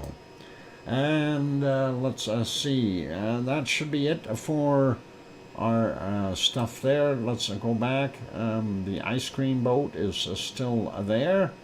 And we see another boat coming in. I don't know what he's bringing. Maybe he's got cookies. I have no idea. Anyway, that is Sakurajima, and that is pretty awesome. So we'll leave that be. And Kathy is saying, what? Are you going, Kathy? Sweet dreams, goodbye all humanity, and Jesus is okay. All right. Okay, you take care there, Kathy, and get some rest. And Yona, what is Yona doing? I hope Yona is okay in Iceland. Hopefully, then it's all good. All right, let's leave Japan, and we will go over to our earthquake map and start looking at earthquakes. And let me get on that map. There we go. And we'll just peek at the bigger ones for just right now before the break, and then we'll go for a break, and we'll come back and check the rest of them. We see this one here, 5.8 up on the Kuril Islands, and that was from yesterday at 2022, 86.4 kilometers down. That is a fair size. Oh, I see a very large one here. Again, 5.0. In China, from 6:17 this morning, 10 kilometers down. He had a buddy there, 4.2, and that was also 10 kilometers down from 9:44. And that is the bigger ones. Turkey had another one, unfortunately, 4.5, Eastern Turkey, 2:29 this morning, our time. I'm not sure what time that would have been in Turkey, at about 8 hours, I think, or 9. And that would have been around 9 or 10 o'clock or 11 o'clock. Anyway, 1.8 kilometers down for that guy, so interesting. But we'll go through the rest of them after the break. It is time to go take a break, and we'll cover all the little stuff as we go through. So very cool, and don't go away. Hit the like button if you haven't done that already, you guys. Also, if you have not yet subscribed, consider subscribing if you're enjoying the show. In the meantime, we will leave this lovely lava on the screen for you from the Siggy Fisher. This is actually from August 7th of last year. And that is some pretty awesome views of the lava flow from Siggy Fisher there in Meridalia Valley, in right in well, it's not Geldingadarler, it's Meridalia, but it's in the Frageralfjord area. So that is awesome. Yep, don't go away. I'm going to throw the music on. Keep us smiling. We do have one bunny eating for those who need to know. And I'll be back.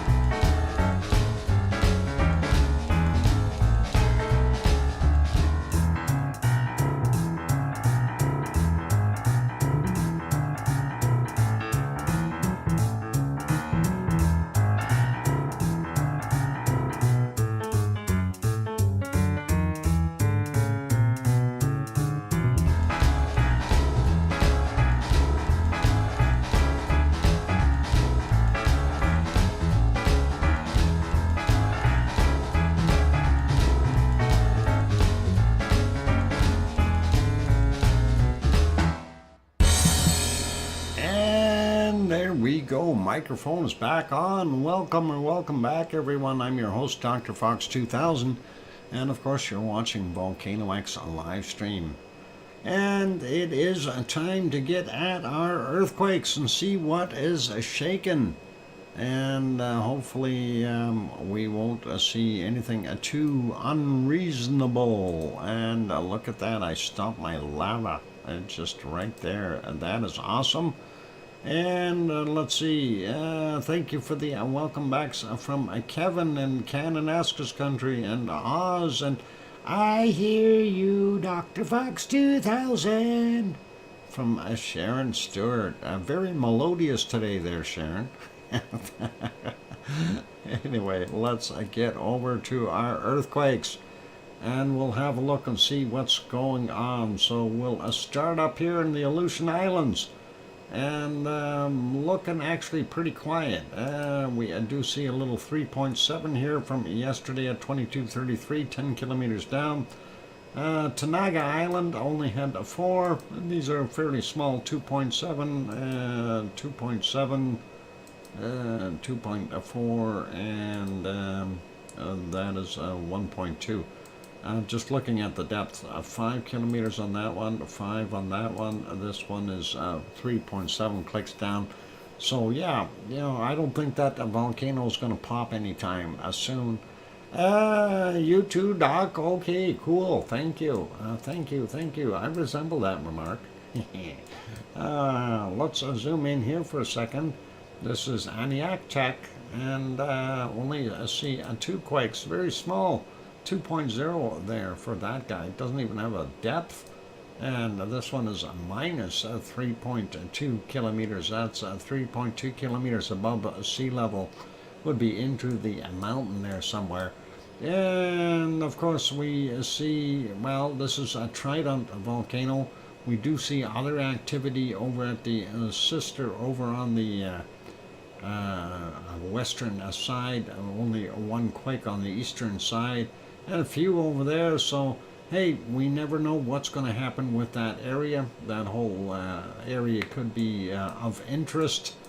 Looking at what we've got going on here, I don't see a heck of a lot of big stuff.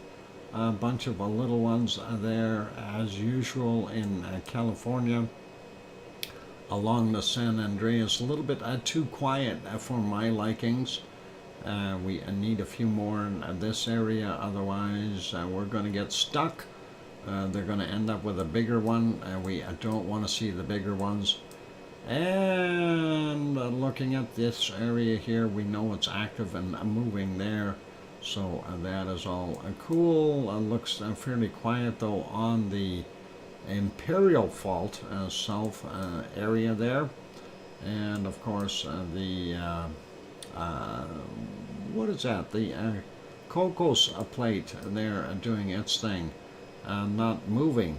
And we do see a couple quakes here. They look like they're Venezuelan. No, that one is in Colombia. 4.6 from 2210 yesterday, 10 kilometers down.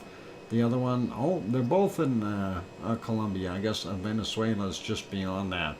That one is 152.2 clicks down. The first one only 10 clicks down. So interesting. And that is a 4.4 for that guy. Sliding down here, this looks like Argentina, and it is a 4.3 from 1026, 238 kilometers down for him. Nothing down here in the South Sandwich Islands. Let's take a look and see nothing new in New Zealand, at least not on this map. And looks like they're going to call these Fijian.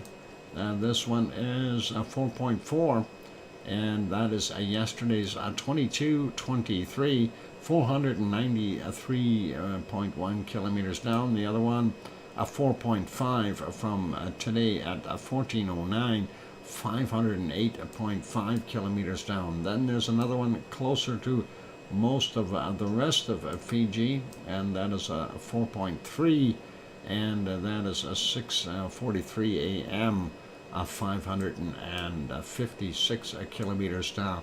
Don't see anything in Vanuatu or Yeah, most of Indonesia is quiet as well. We do see this one here, 4.5, and that was from 1:59 a.m. our time. 34.1 kilometers down. That's fairly close to our wonderful Krakatau over here, but still quite a distance away. That's probably not going to affect it in any way, shape, or form. So we'll leave that be. Taiwan had a little tiny one here, 4.7, 4:36 a.m., 16.1 kilometers down. In the Japanese islands, we had this one, and this is a 4.6 from 9:49, 56.2 kilometers down there.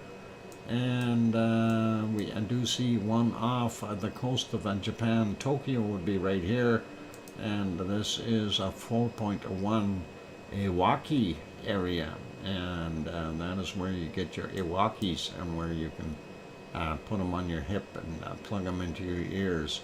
No, anyway, I have no idea. Kuril Islands, we do see that 5.8.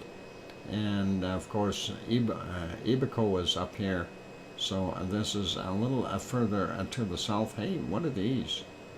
Cool. What are those? Oh, they're gone. I tried to zoom in on them.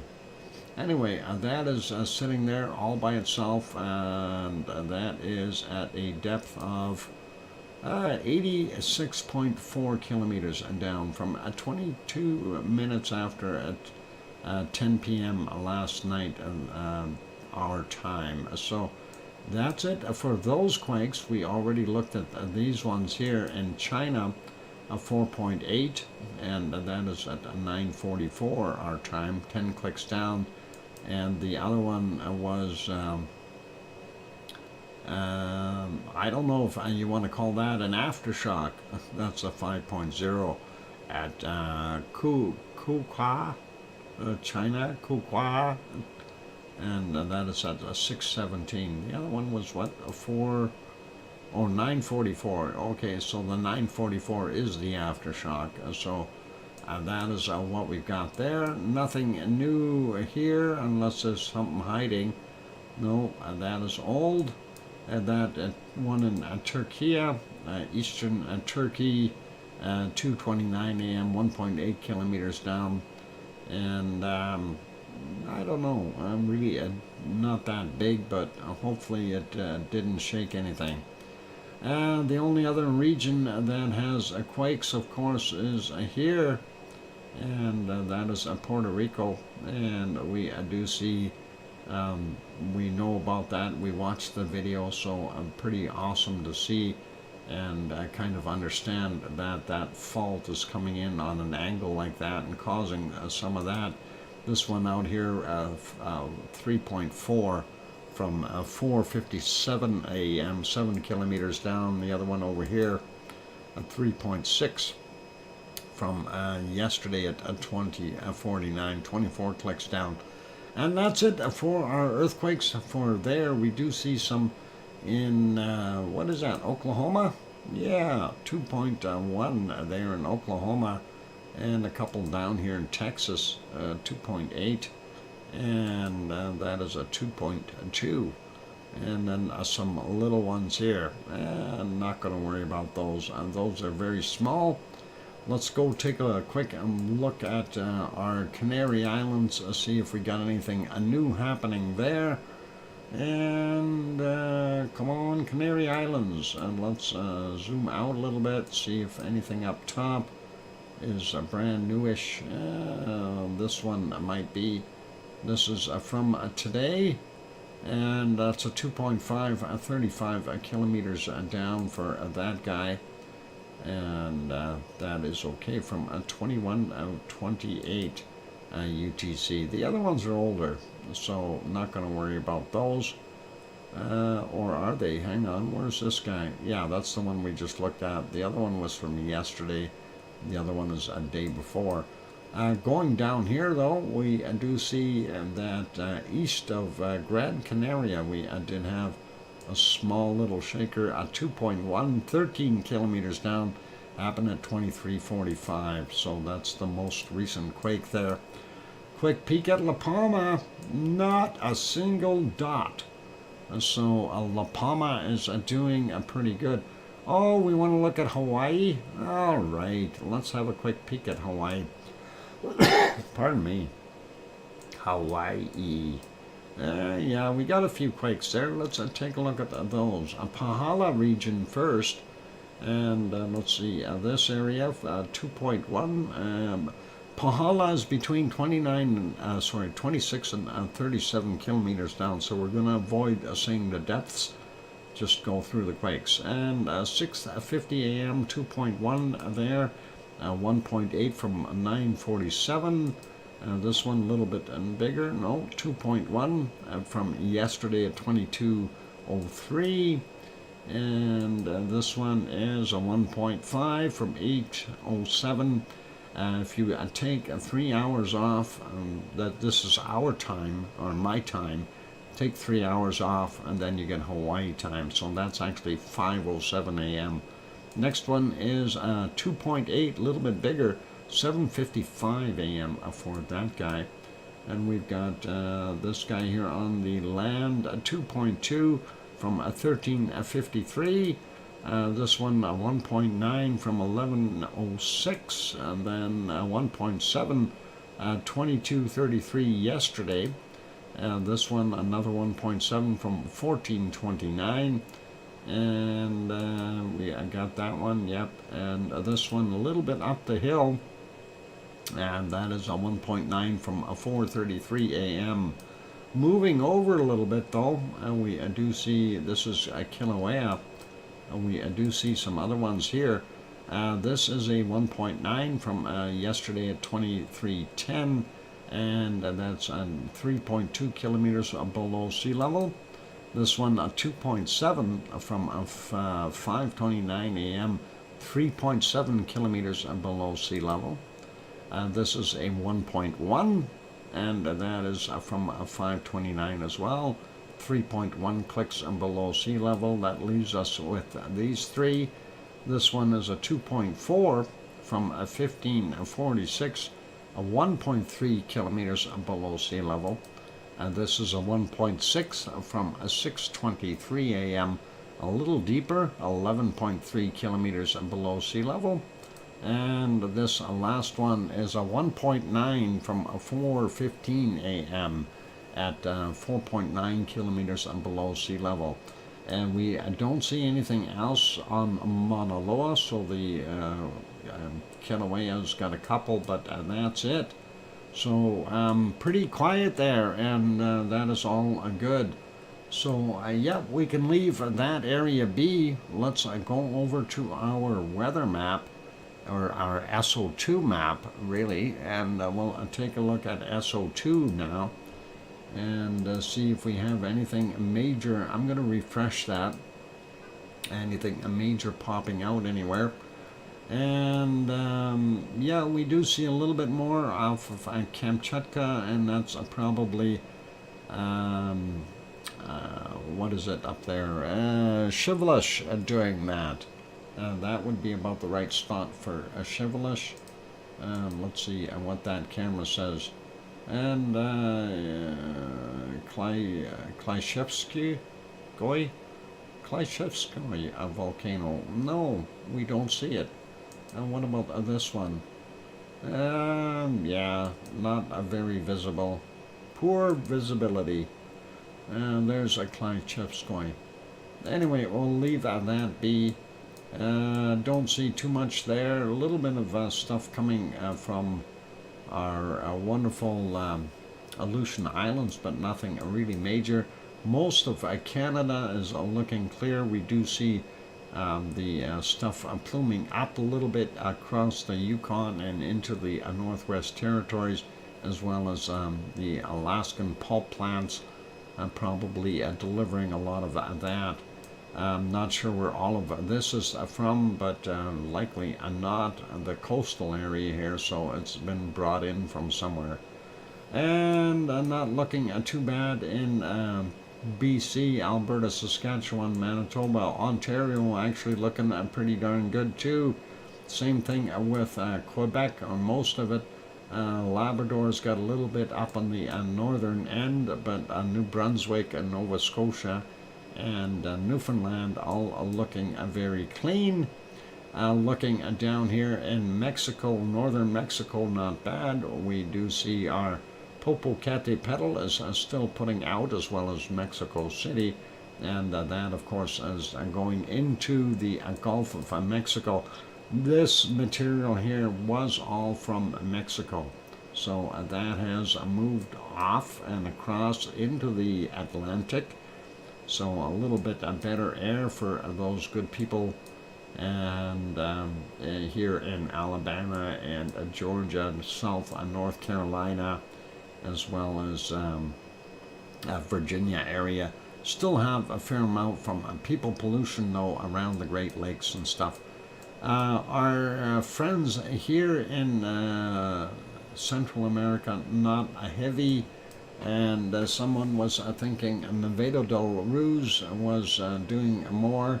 It looks like about the same as before. I don't know if it's increased its output or not, but it could potentially continue to be bad as far as gassing. But it looks pretty normal right now. Most of it is confined to Colombia.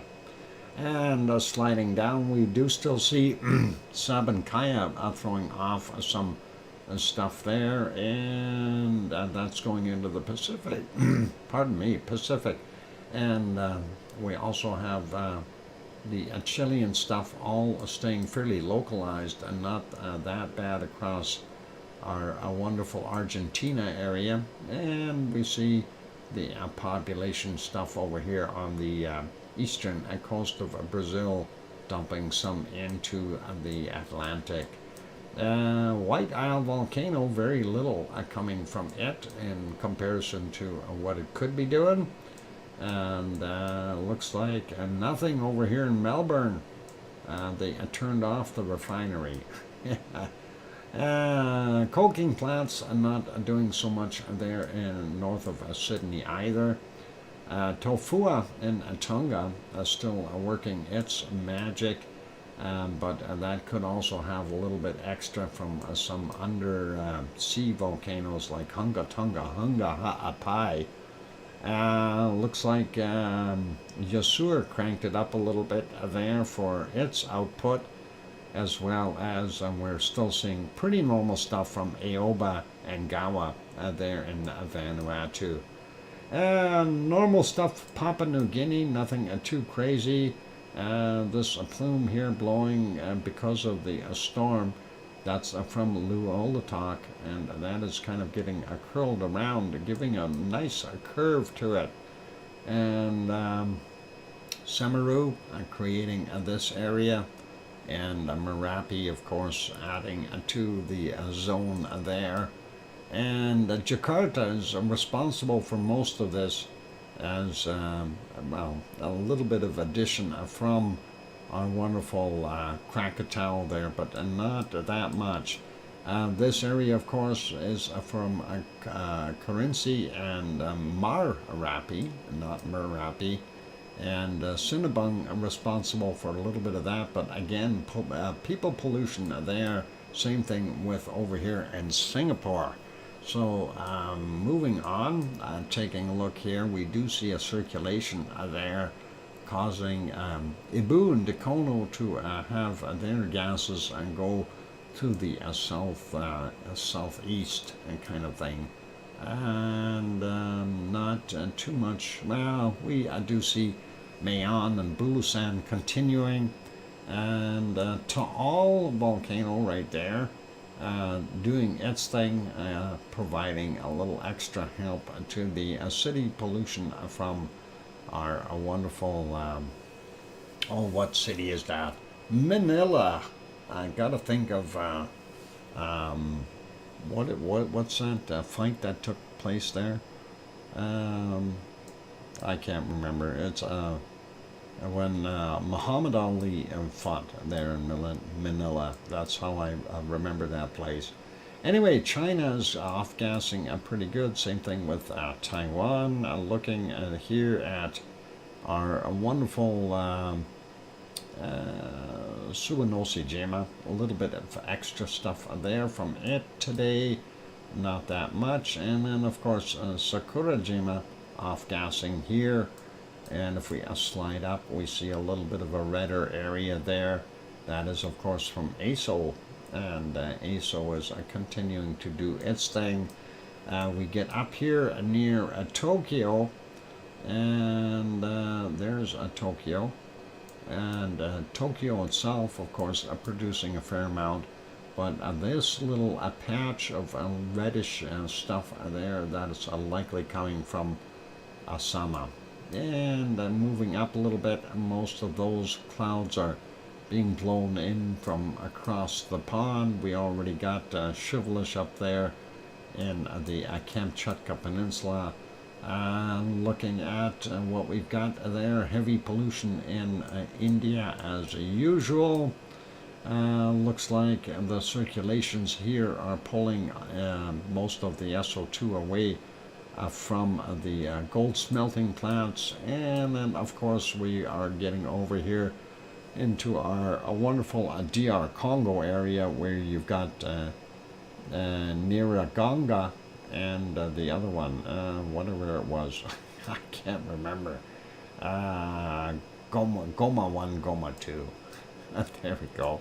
Hardly anything from Erta, but you definitely see the oil refineries from Kuwait and Saudi Arabia, and they're in Iraq and Iran.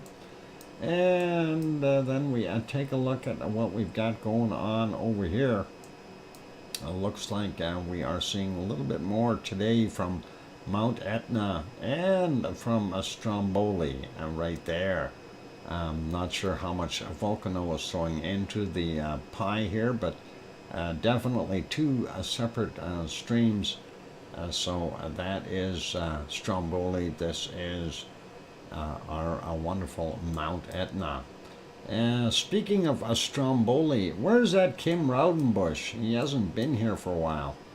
Iceland, of course, doing its thing. Nothing happening there, so pretty awesome.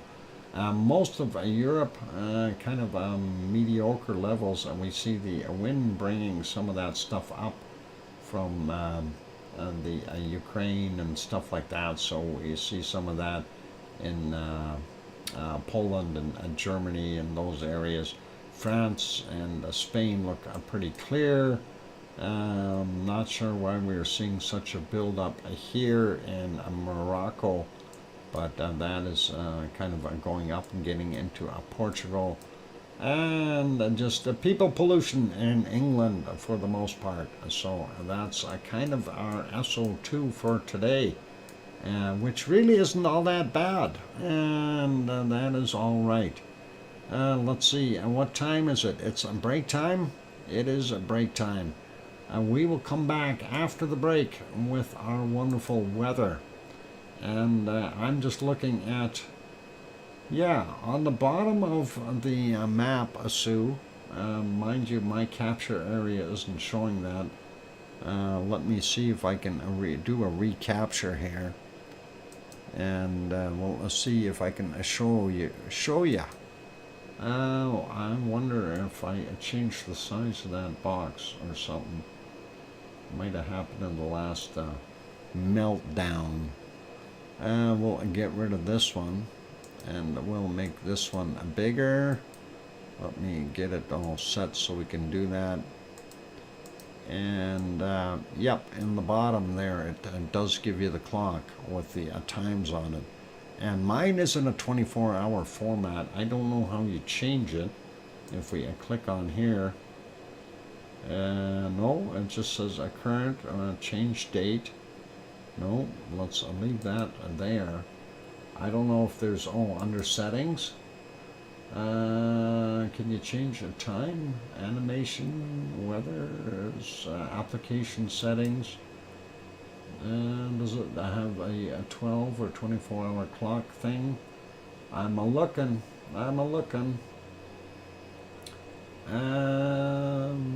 Units, temperatures, precise, no. Don't see anything that says a clock on it, so. Long lifetime stream, no. English, I wonder if it's under some of these other settings. But anyway, that is kind of what we've got there. And we'll take a look at that. I don't see it, Sharon. When you look at the weather map settings, down here in the bottom, and this is where I've got it here. And it says 2000 for me. So yours would be 1900 if you're an hour different. So that's where you would look. I don't see any way to change the clock to an AM PM or from an AM PM to 24 hours. Anyway, I'm going to go take that break. I'm going to put you back onto some lovely lava there. If that lava will continue, and we'll see and see what happens. Hang on, why is it stop? Thanks for trying. Mine says 6 p.m.-ish. You want to go to 7 p.m.-ish for yours now. 7 p.m. That would be closer. Anyway, let's throw some music on for those good people who are here. If you have not yet hit that like button, please give it a quick bop. Also, if you have not yet subscribed to the channel and you're liking what you're seeing, by all means, give that one a bop. And don't forget to hit the bell so you get notified whenever it comes on. On that friendly note, I'm your host, DrFox2000, here in Edmonton, Alberta, Canada. I will be back in about 5 or 6 or 7 minutes. By the way, I went grocery shopping today and I bought my right coffee. They had it on the shelf. And I'm looking forward to tomorrow morning to have a good coffee. Anyway, I'll be back.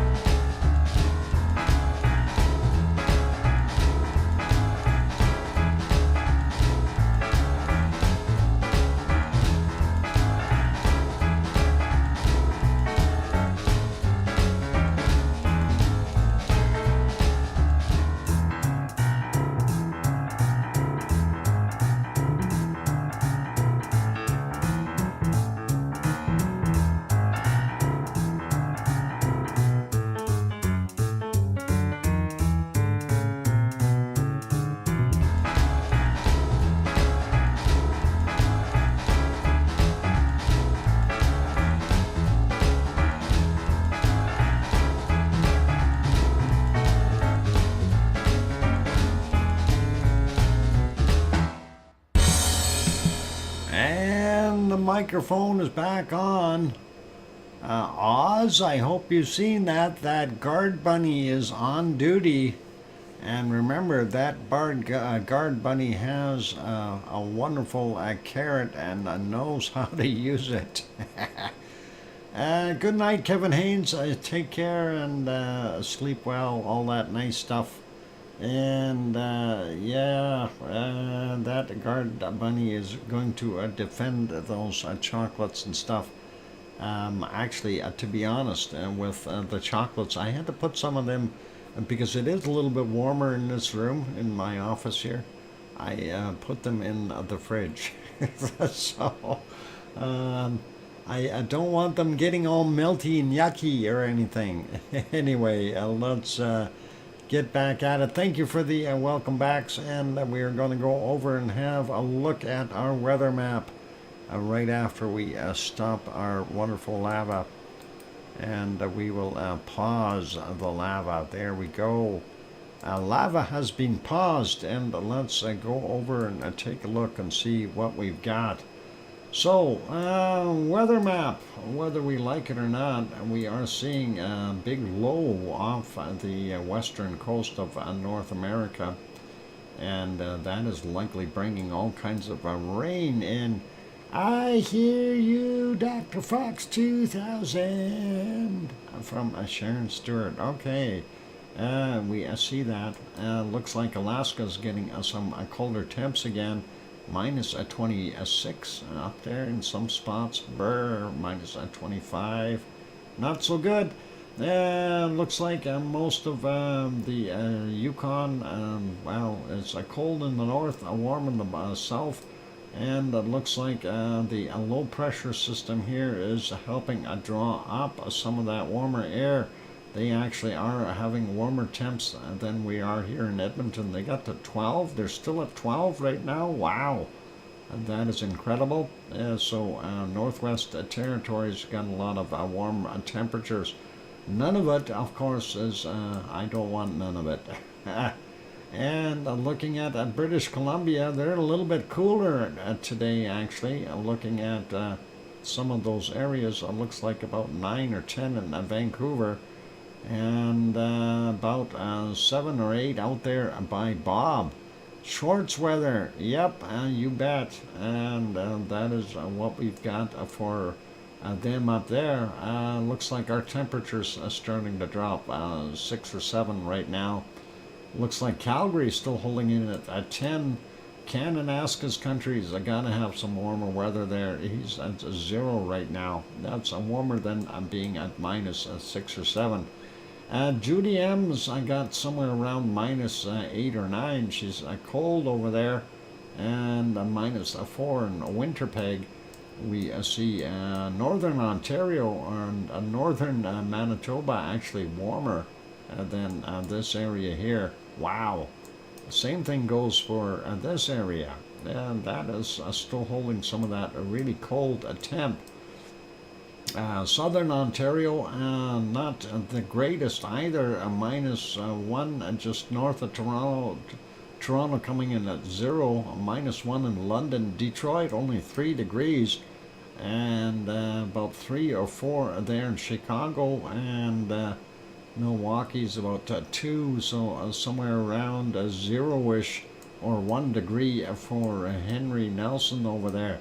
Quebec coming in at minus 1, no, sorry, Montreal, and then a minus 6 in Quebec City, northern end of New Brunswick, down to about minus 9 in some places. The coastal areas a lot warmer. Halifax, 2 degrees right now, so Cole Harbour would be about 2 or 3 as well. Looking at the peninsula, well, we see minus 4 there.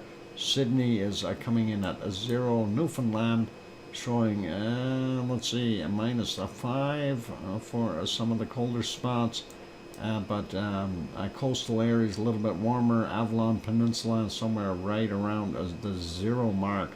Looking at Labrador, they are being skirted by that very cold temperature. We see a minus 14, minus 15 along the edges towards Quebec. And of course, northern Quebec minus 22, 20, 21, 22. Not so nice there.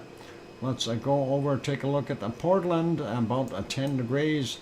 We see a little warmer there, 13 in San Jose, and somewhere around there about 10 or 12 degrees for our wonderful Sioux. And looking at 16 there in Los Angeles, Long Beach, about 15. Mexicali being about 25. Nice. Death Valley getting a nice 28, 29 degrees. I like it. Las Vegas, Lost Wages, about 20 degrees Celsius. Phoenix, Arizona, about 23. And that is pretty good for the snowman to stay inside in his refrigerator. 22 there in Tucson. Moving over to Albuquerque, New Mexico, there at 14, 15 degrees right now. That's not bad. Let's slide down in the southern part of Texas. I'm not sure why they still have that cold air coming in there. Wow, 12. That is not very warm for San Antonio. 13 in Houston. Austin coming in at 11. Dallas 13. And going up, seeing Oklahoma City coming in at 14. Getting back into New Orleans, we see normal temperatures of 22 degrees. That's a little better. You can see where that cutoff point is for the cold. And I'm surprised it's still so cold there. And that weather is kind of weird. Miami coming in at 24. Orlando 22, Jacksonville 23. We get up to Atlanta 12 degrees, and Charlotte, North Carolina 7 or 8 degrees. Grandma B's house is about 7 degrees Celsius. Brr, that would be just around 40-ish and Celsius, or Fahrenheit, I mean. 9 in Virginia Beach, not that great. 9 in Philadelphia. 8 in New York, and Boston, of course, coming in at a cold 6 degrees.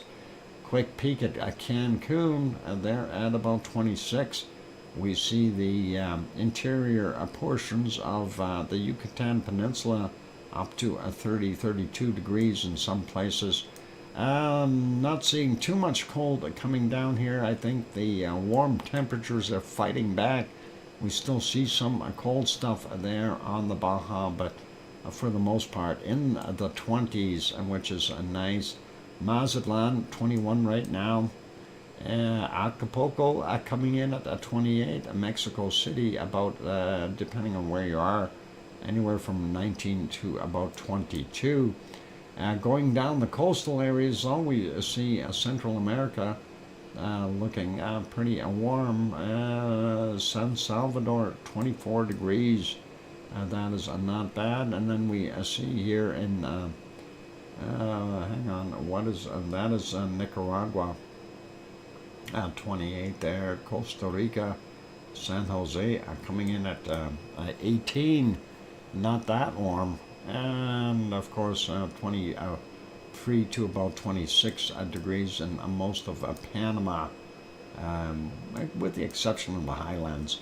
And of course we see 25, 26, 28 there in Colombia, and then yeah, that's most of it. Anyway, 24 out in the jungly areas, and then we got 31, 30 somewhere there in Venezuela, that kind of stuff. Not bad temperatures. It could be worse. Those are pretty normal for right now for that area. Looks like Quito, Ecuador, though, only 12 degrees, a little cooler there. But along the coast, we're seeing 26, 27 for Ecuador, and then looks like about 22 to about 24 there for Peru on the inside. And when I say inside, I'm talking on the eastern side of the mountains. And of course, then same thing goes for Bolivia, 21 up to about 24, 25 degrees. Paraguay, anywhere from 20 to about 21, 22 degrees, not bad. We do see some decent temperatures still holding in Argentina, which is nice. You can see that cutoff point right there. So Buenos Aires are coming in at about 19. That's really not that warm. Paysandú only 18 right now. We didn't check Rio de Janeiro, and they're at 22. Sao Paulo coming in at 18. And that is good for them. We do see the southern portions here down to almost zero in some places. Moving over to a very cold New Zealand. And let's see what we got. Christchurch, 13 degrees. That high sitting here is pumping up cold air, and that is not good for them. Warmer on the western coast at 14 to about 17 degrees. Still looks awful cold in places, though. Wellington, Granzed, having a cold time at 14. And let's see what Taupo is doing right now. 13 in Taupo. Boy, it's getting down to be winter. Bay of Plenty out here in the water, about 20 degrees, but you get closer to the coast, 17, 16. Auckland coming in at about 19. And a little bit warmer up here on the peninsula, up to 23 degrees, so not bad for them. Looks like we've got that low pulling up all that cold air, and there's a high in here helping pump that cold air in for our wonderful Tasmania. 12 degrees in Hobart. Brr! Single digits in a lot of places in the highlands there in Tasmania. Melbourne coming in at about 16 degrees right now. Not so warm. Adelaide, 17 degrees. Wow, that is a little on the cool side. A little bit warmer there. And Sydney at 22, which is a little bit nicer. And then we get to home of Oz. Oz has got 27 degrees in there. According to this map right now. That is pretty nice. And it looks like 34 is about the top temperature we see over there. 35, I see a 36 in here. And looks like about the hottest place is 36 degrees. There it is. Yep, Oz 27, 28. That is not bad. And then Perth being a little bit colder, coming in at about 18 or so, roughly. This map isn't very accurate sometimes, but that's what we see. Yep, 29, 30 there in Fiji.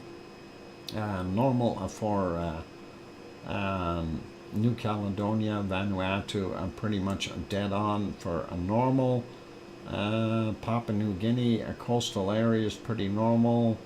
Look, maybe just a tad cooler up on the north side of the island.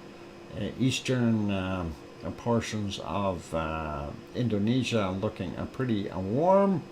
Normal, 30, 31 in some spots.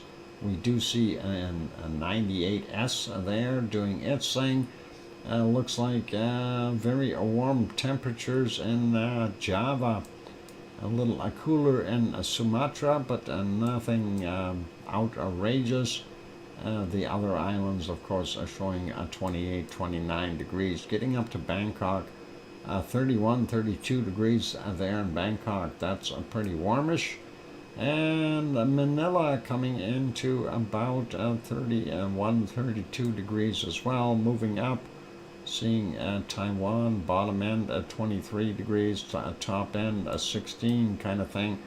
Sakurajima, or no, Kagoshima, I should say, 14 degrees. They got that cold air blowing in from the Sea of China, and or East China Sea, and cold air blowing across from Asia, from the continent, making it cold for the Sea of Japan. 19 in Tokyo, though. They're getting that warm air on that side. Sapporo a little bit on the colder side at about 9. And looks like minus 6 or 7 for the coldest part of Kamchatka Peninsula. The rest is looking a little bit better than that.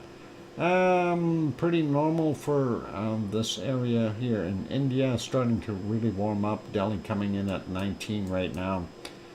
Cape Town sitting at 14. Southern Central Africa pretty much normal at anywhere from about 17 to 21 degrees.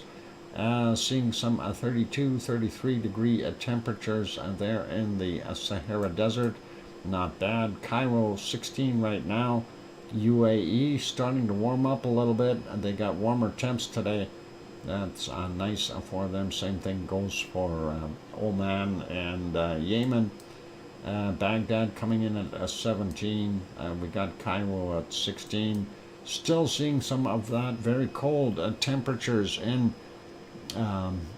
Morocco, Algeria, and Tunisia, and then even in the northern portions of Lebanon.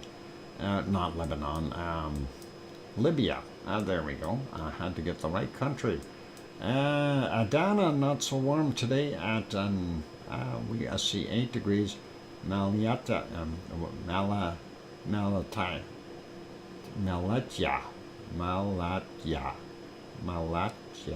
I don't get it, something like that. Anyway, 6 degrees there, so, but at least it's not overly cold. Piggy's Place coming in at, what do we got here, about 13 or 14 degrees right now. Not so bad. Greece coming in at 6 or 7 or 8.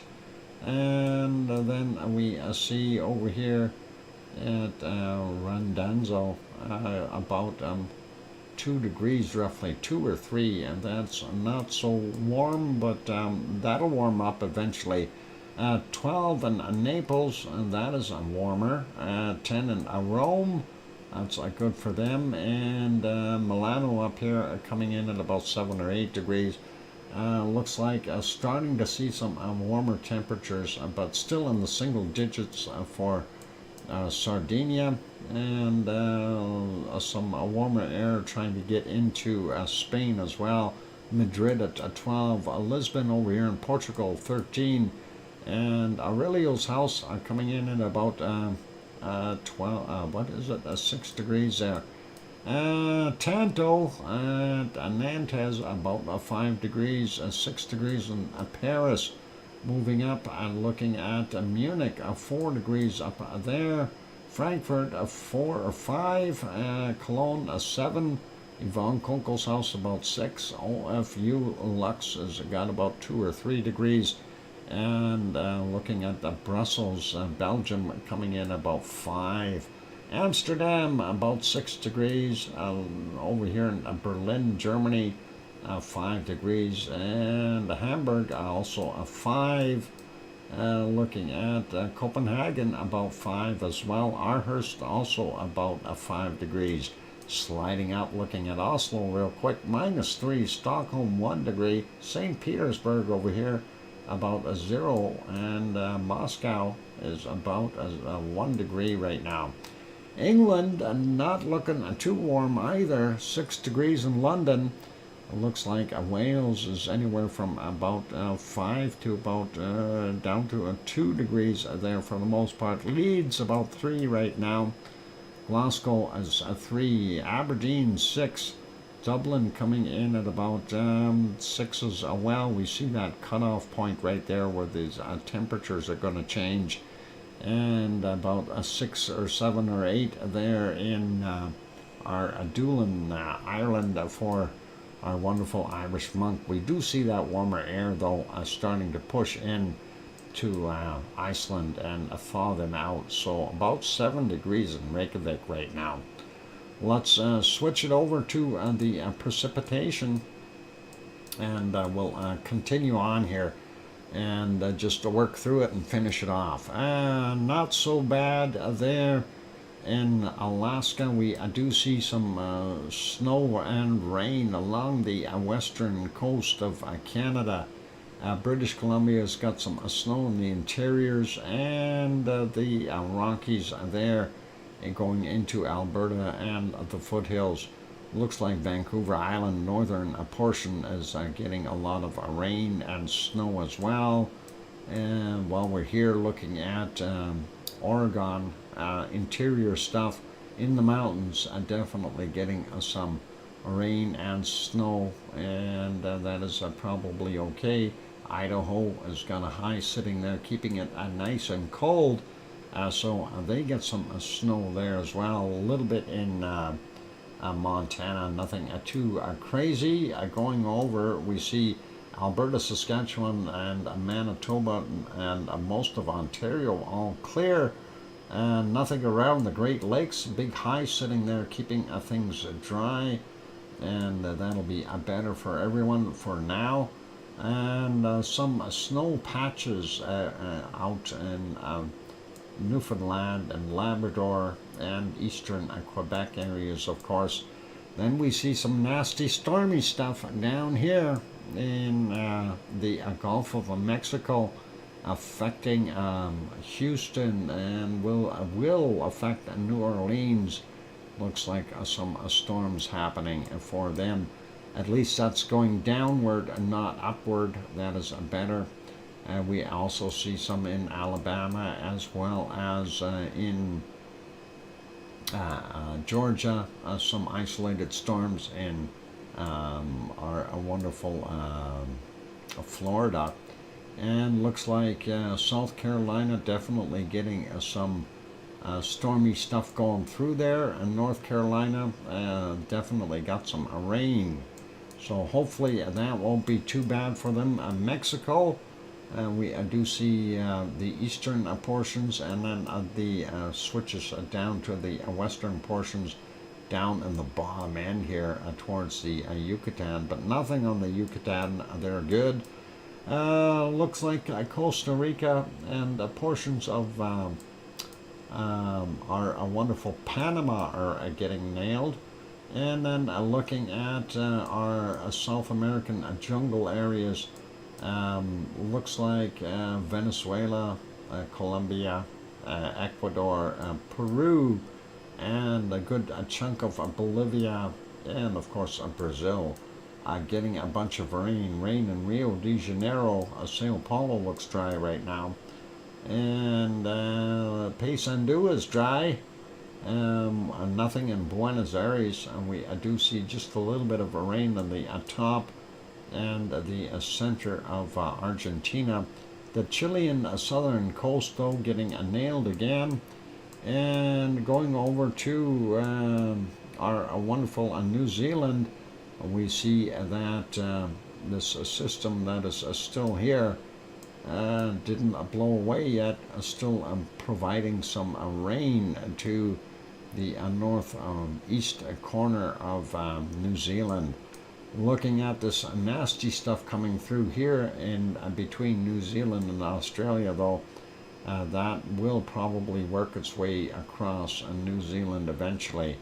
Looks like Tasmania is getting some rain, and a little bit down in the southern portions of Australia, and that is both east and west side. And looks like no rain for Brisbane, and we do see some rain up in the northern portions. Rain in Fiji, rain in Vanuatu. New Caledonia looks drier. Papua New Guinea, yep, you picked the spot. It's likely got rain. Eastern Indonesia, definitely raining. Java looks dry right now, but Sumatra getting all kinds of different areas with rain. Going up to the Philippines, looks like variable spots there as well. Same thing with in Thailand, and looks dry on Taiwan.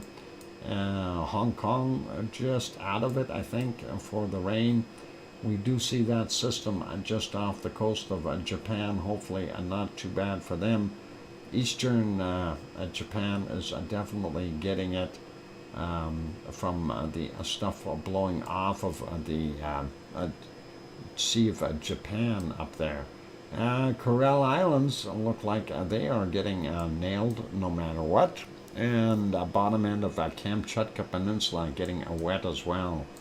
A little bit of rain in central India, and a tiny bit of rain in Sri Lanka as well. Coastal areas of Madagascar definitely getting some rain. Not very much down in South Africa, Central African regions in the rainy jungle-like stuff. Not too much rain, but some. Saudi Arabia, I'm surprised that they are getting more rain there. I did watch a very interesting documentary about how Saudi Arabia used to be very food-starved back in the 50s and 60s, and they started pushing with agriculture, and they used to have to import a lot of food because they couldn't grow it there, and they turned their lands into fertile areas and provided no interest loans to farmers and stuff, and provided water for agriculture. And they are now one of the larger exporters of good food in their region. So Saudi Arabia has done well with what they've got. I just thought it was kind of neat to have seen that video. Anyway, we do see some nasty stuff. Eastern Turkey, and no rain for Piggy tonight, so that's a little bit better, a little more of a relief for her. She gets to sleep, no thunderstorms. Looks like Sicily is dry from, looks like almost, well, Rome northward. We do see Italy is getting some rain, and not much on Sardinia. Looks like dry in most of our wonderful Spain and Portugal and France as well. Same thing for Belgium and Holland, and the western half of Germany looks pretty good. A little bit on the eastern side, some areas a little bit on the colder side. We do see down towards the Alps are getting some to be expected, and some spotty stuff there in western portions of Denmark. Nothing too serious. Going up, looking at what we've got there, yeah, to be expected. Snow, rain, and all kinds of stuff along the Norwegian coast, going out from about a third of the way, all the way up. That high is probably helping keeping it dry right now. Looks like no rain in England or Wales, or up here in Scotland or Ireland for that matter, but we do see this trail going up here and still adding a moisture to the rain and snow that's happening there in our wonderful Iceland. Hopefully they will be okay. Anyway, let's switch back to temperatures, and we will find the coldest places on the planet. So right now I'm searching. I already found a minus 65 down there, and yeah, a minus 65 so far. Let's see if we can find a minus 66. There should be something around there. Likely a minus 66 down there. It is the season. Minus 58. Let's see if we find some other spots that are colder. And 47s. No, those won't work. What about over here? Minus 59. 58s. 57s. 56s. Scanning, and looking, there's a minus 61 again, a 65. Let's zoom into that minus 65 area and see if we can spot, oh, there's a minus 66 right there. And that is what we're seeing, a minus 66 degrees Celsius. I'm going to call that for low for there. I don't think we're going to find anything colder. There's a pretty good chunk of a minus 66 there. It looks like it's we're surrounded by a minus 65. So a minus 66 for Antarctica. And let's go up and have a look at Greenland and see if we can find anything really cold there. Minus 40, 41 so far. There's a minus 42. Just checking. And I may just go with that minus 42. Anything on those other spots? No, minus 41. Where'd that 42 go? I want to find the colder places there. Minus 39, 40, 41. Looking. And I don't know where those temps went. Minus 42. We assume there's a minus 41. Yeah, we did see minus 42, so I think I'm going to stick with that minus 42 that we had on there. I'm not going to spend too much time with it. And let's find the Canadian Arctic and see what we've got there. It looks cold here. Minus 39. And let's go around here and just take a look. Minus 39 degrees so far. What about right in here? A minus 38. Oh, there's a minus 40. Minus 40 is our low already. Let's see if we can find something a little colder. Minus 40. What about on this island? A minus 37, 38. And no, I'm not seeing that. Over here, oh, I found a minus 42 right there. That is cold. Minus 42. Do we? Oh, there's a minus 43 in there. Right there, minus 43. So let's see. Do we have a minus 44? No, definitely minus 43 right there. And let's see. What about this island? Do we have anything colder there? 38, 39. So that is not so good. Minus 43 so far for the coldest temps. What about over here? I see some very cold spots. No. Right there, no. What about up there? Minus 36, 37, and that's not cold enough. What about in there? A little spot? No, minus 36, 37. We found minus 43. We need something colder. We need minus 44 to tip the scales, and that ain't gonna do it. That's 10 degrees out. Wow. Okay, I'm gonna leave it as a minus 43, and that will be our cold temp for today. For us here. So minus 43, and there in our wonderful area there, 42, it's wherever it was, it's right in there somewhere. Minus 42, I can't find it, I'll have to zoom in on it, but it's in there. Minus 43 for the Canadian Arctic. Let's see if I can find something really cold for Siberia. Let's, oh, slim pickings there. Slim pickings in Siberia. And I can see that already. Minus 36 so far, 37.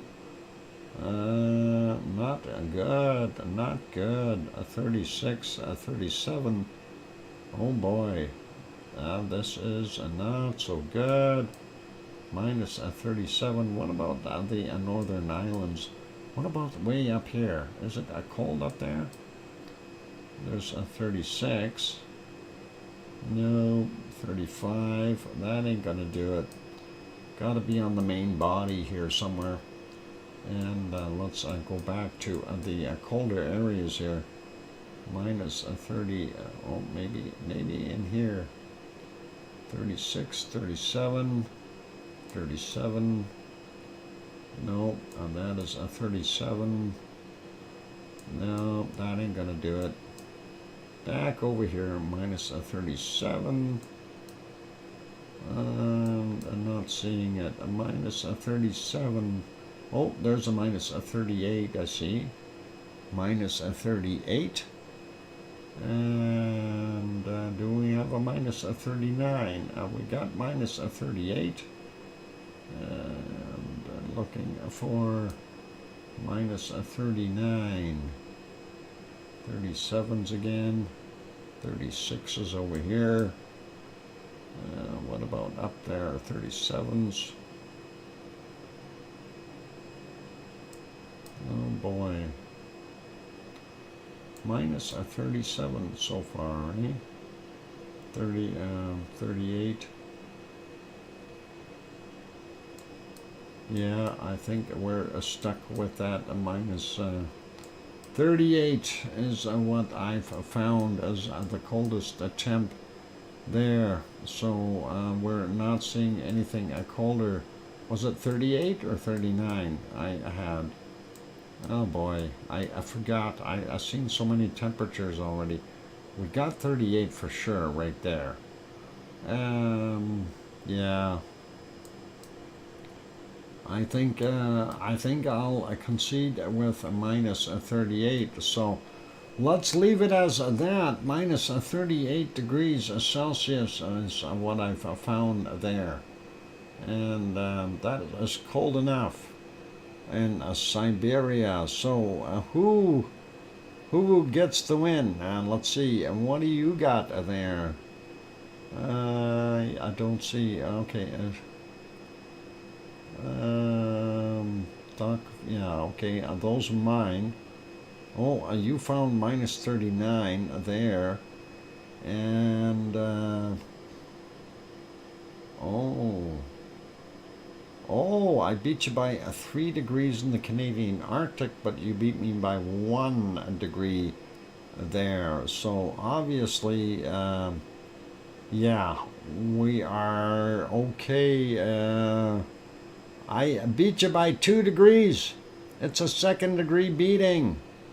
6 p.m. Well, that should have been about 8 p.m. then for your Siberian stuff. That would have been more fair, but that's okay. We'll leave it as that. And for the win, yep, by 2 degrees for me. So that is awesome.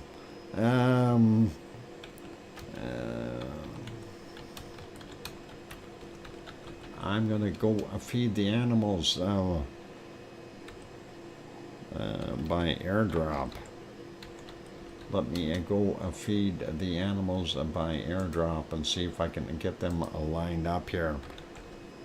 We'll get the mammoths, and we need the penguins, and we need our bears. Oh, polar bears. Polar bears. Bears. B-E-A-R. There's my bears. And we need the seals. Oh, you found the buffalo as well. That's awesome. And awesome. I'm gonna copy that and drop that in here. Paste, and the The only other one that I need to load up are the deers. Deers and seals. Let's get the seals, copy that, and paste that. There we go. And the deer. And I got that one covered. We'll get that going and get the plane off the ground here in a second or two. So we're on our way, and there goes the airplane for the airdrop for all our wonderful critters.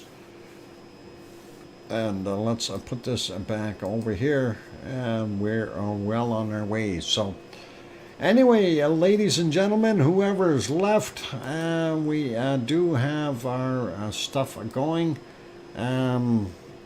Just want to remind everyone that tomorrow the stream starts early. And awesome stuff. We get medals, all cool, and that is all awesome. So a big thank you to everyone for being here today. If anyone hasn't hit that like button yet, please do consider hitting it, and that would really be awesome. Big thank you, of course, to our wonderful moderators: Arizona Snowman, Piggy, C&D Boy, Gary 24/7 Live, VZ Skies, Joseph Fields, Texas, and Lucas Snow. And thank you, moderators. You guys do an awesome job. Also, big thank you to our super chatters of the day, and that was Lizoid and Thor. Thank you, Lizoid and Thor. I do appreciate that wonderful support that way. And also big thank you to Oz for gifting 2 1-month memberships, and also to Kevin Haynes for gifting 1 of the 1-month memberships. Thank you very kindly and helping and supporting the channel. That is awesome, and that is great news. So gotta love it. Anyway, let's leave it as that, ladies and gentlemen. It is time for me to wrap things up. I have to go make myself some dinner. I am starving. I did have a bunwich at lunch, but I did buy some donair meat, which I really am wanting. I like having that on some fresh bread, and I've got fresh bread too. So all good. Yep, dinner time it is. So thanks everyone for being here. I really do appreciate each and every one. Remember, tomorrow the stream is early. Bob, if you want to start dropping some links, that would really be awesome. A big thank you to all of you, and have yourselves a super good night. And we will see everyone tomorrow. Tomorrow being a Saturday, for some of you a Sunday already. And on those notes, take care of yourselves, be kind, and please, most of all, tell your loved ones that you love them tonight, for tomorrow is never promised. I'm your host, DrFox2000. Good night, everyone, and we'll see you all tomorrow on Saturday, 3 hours earlier. Good night, everyone. Oink, oink.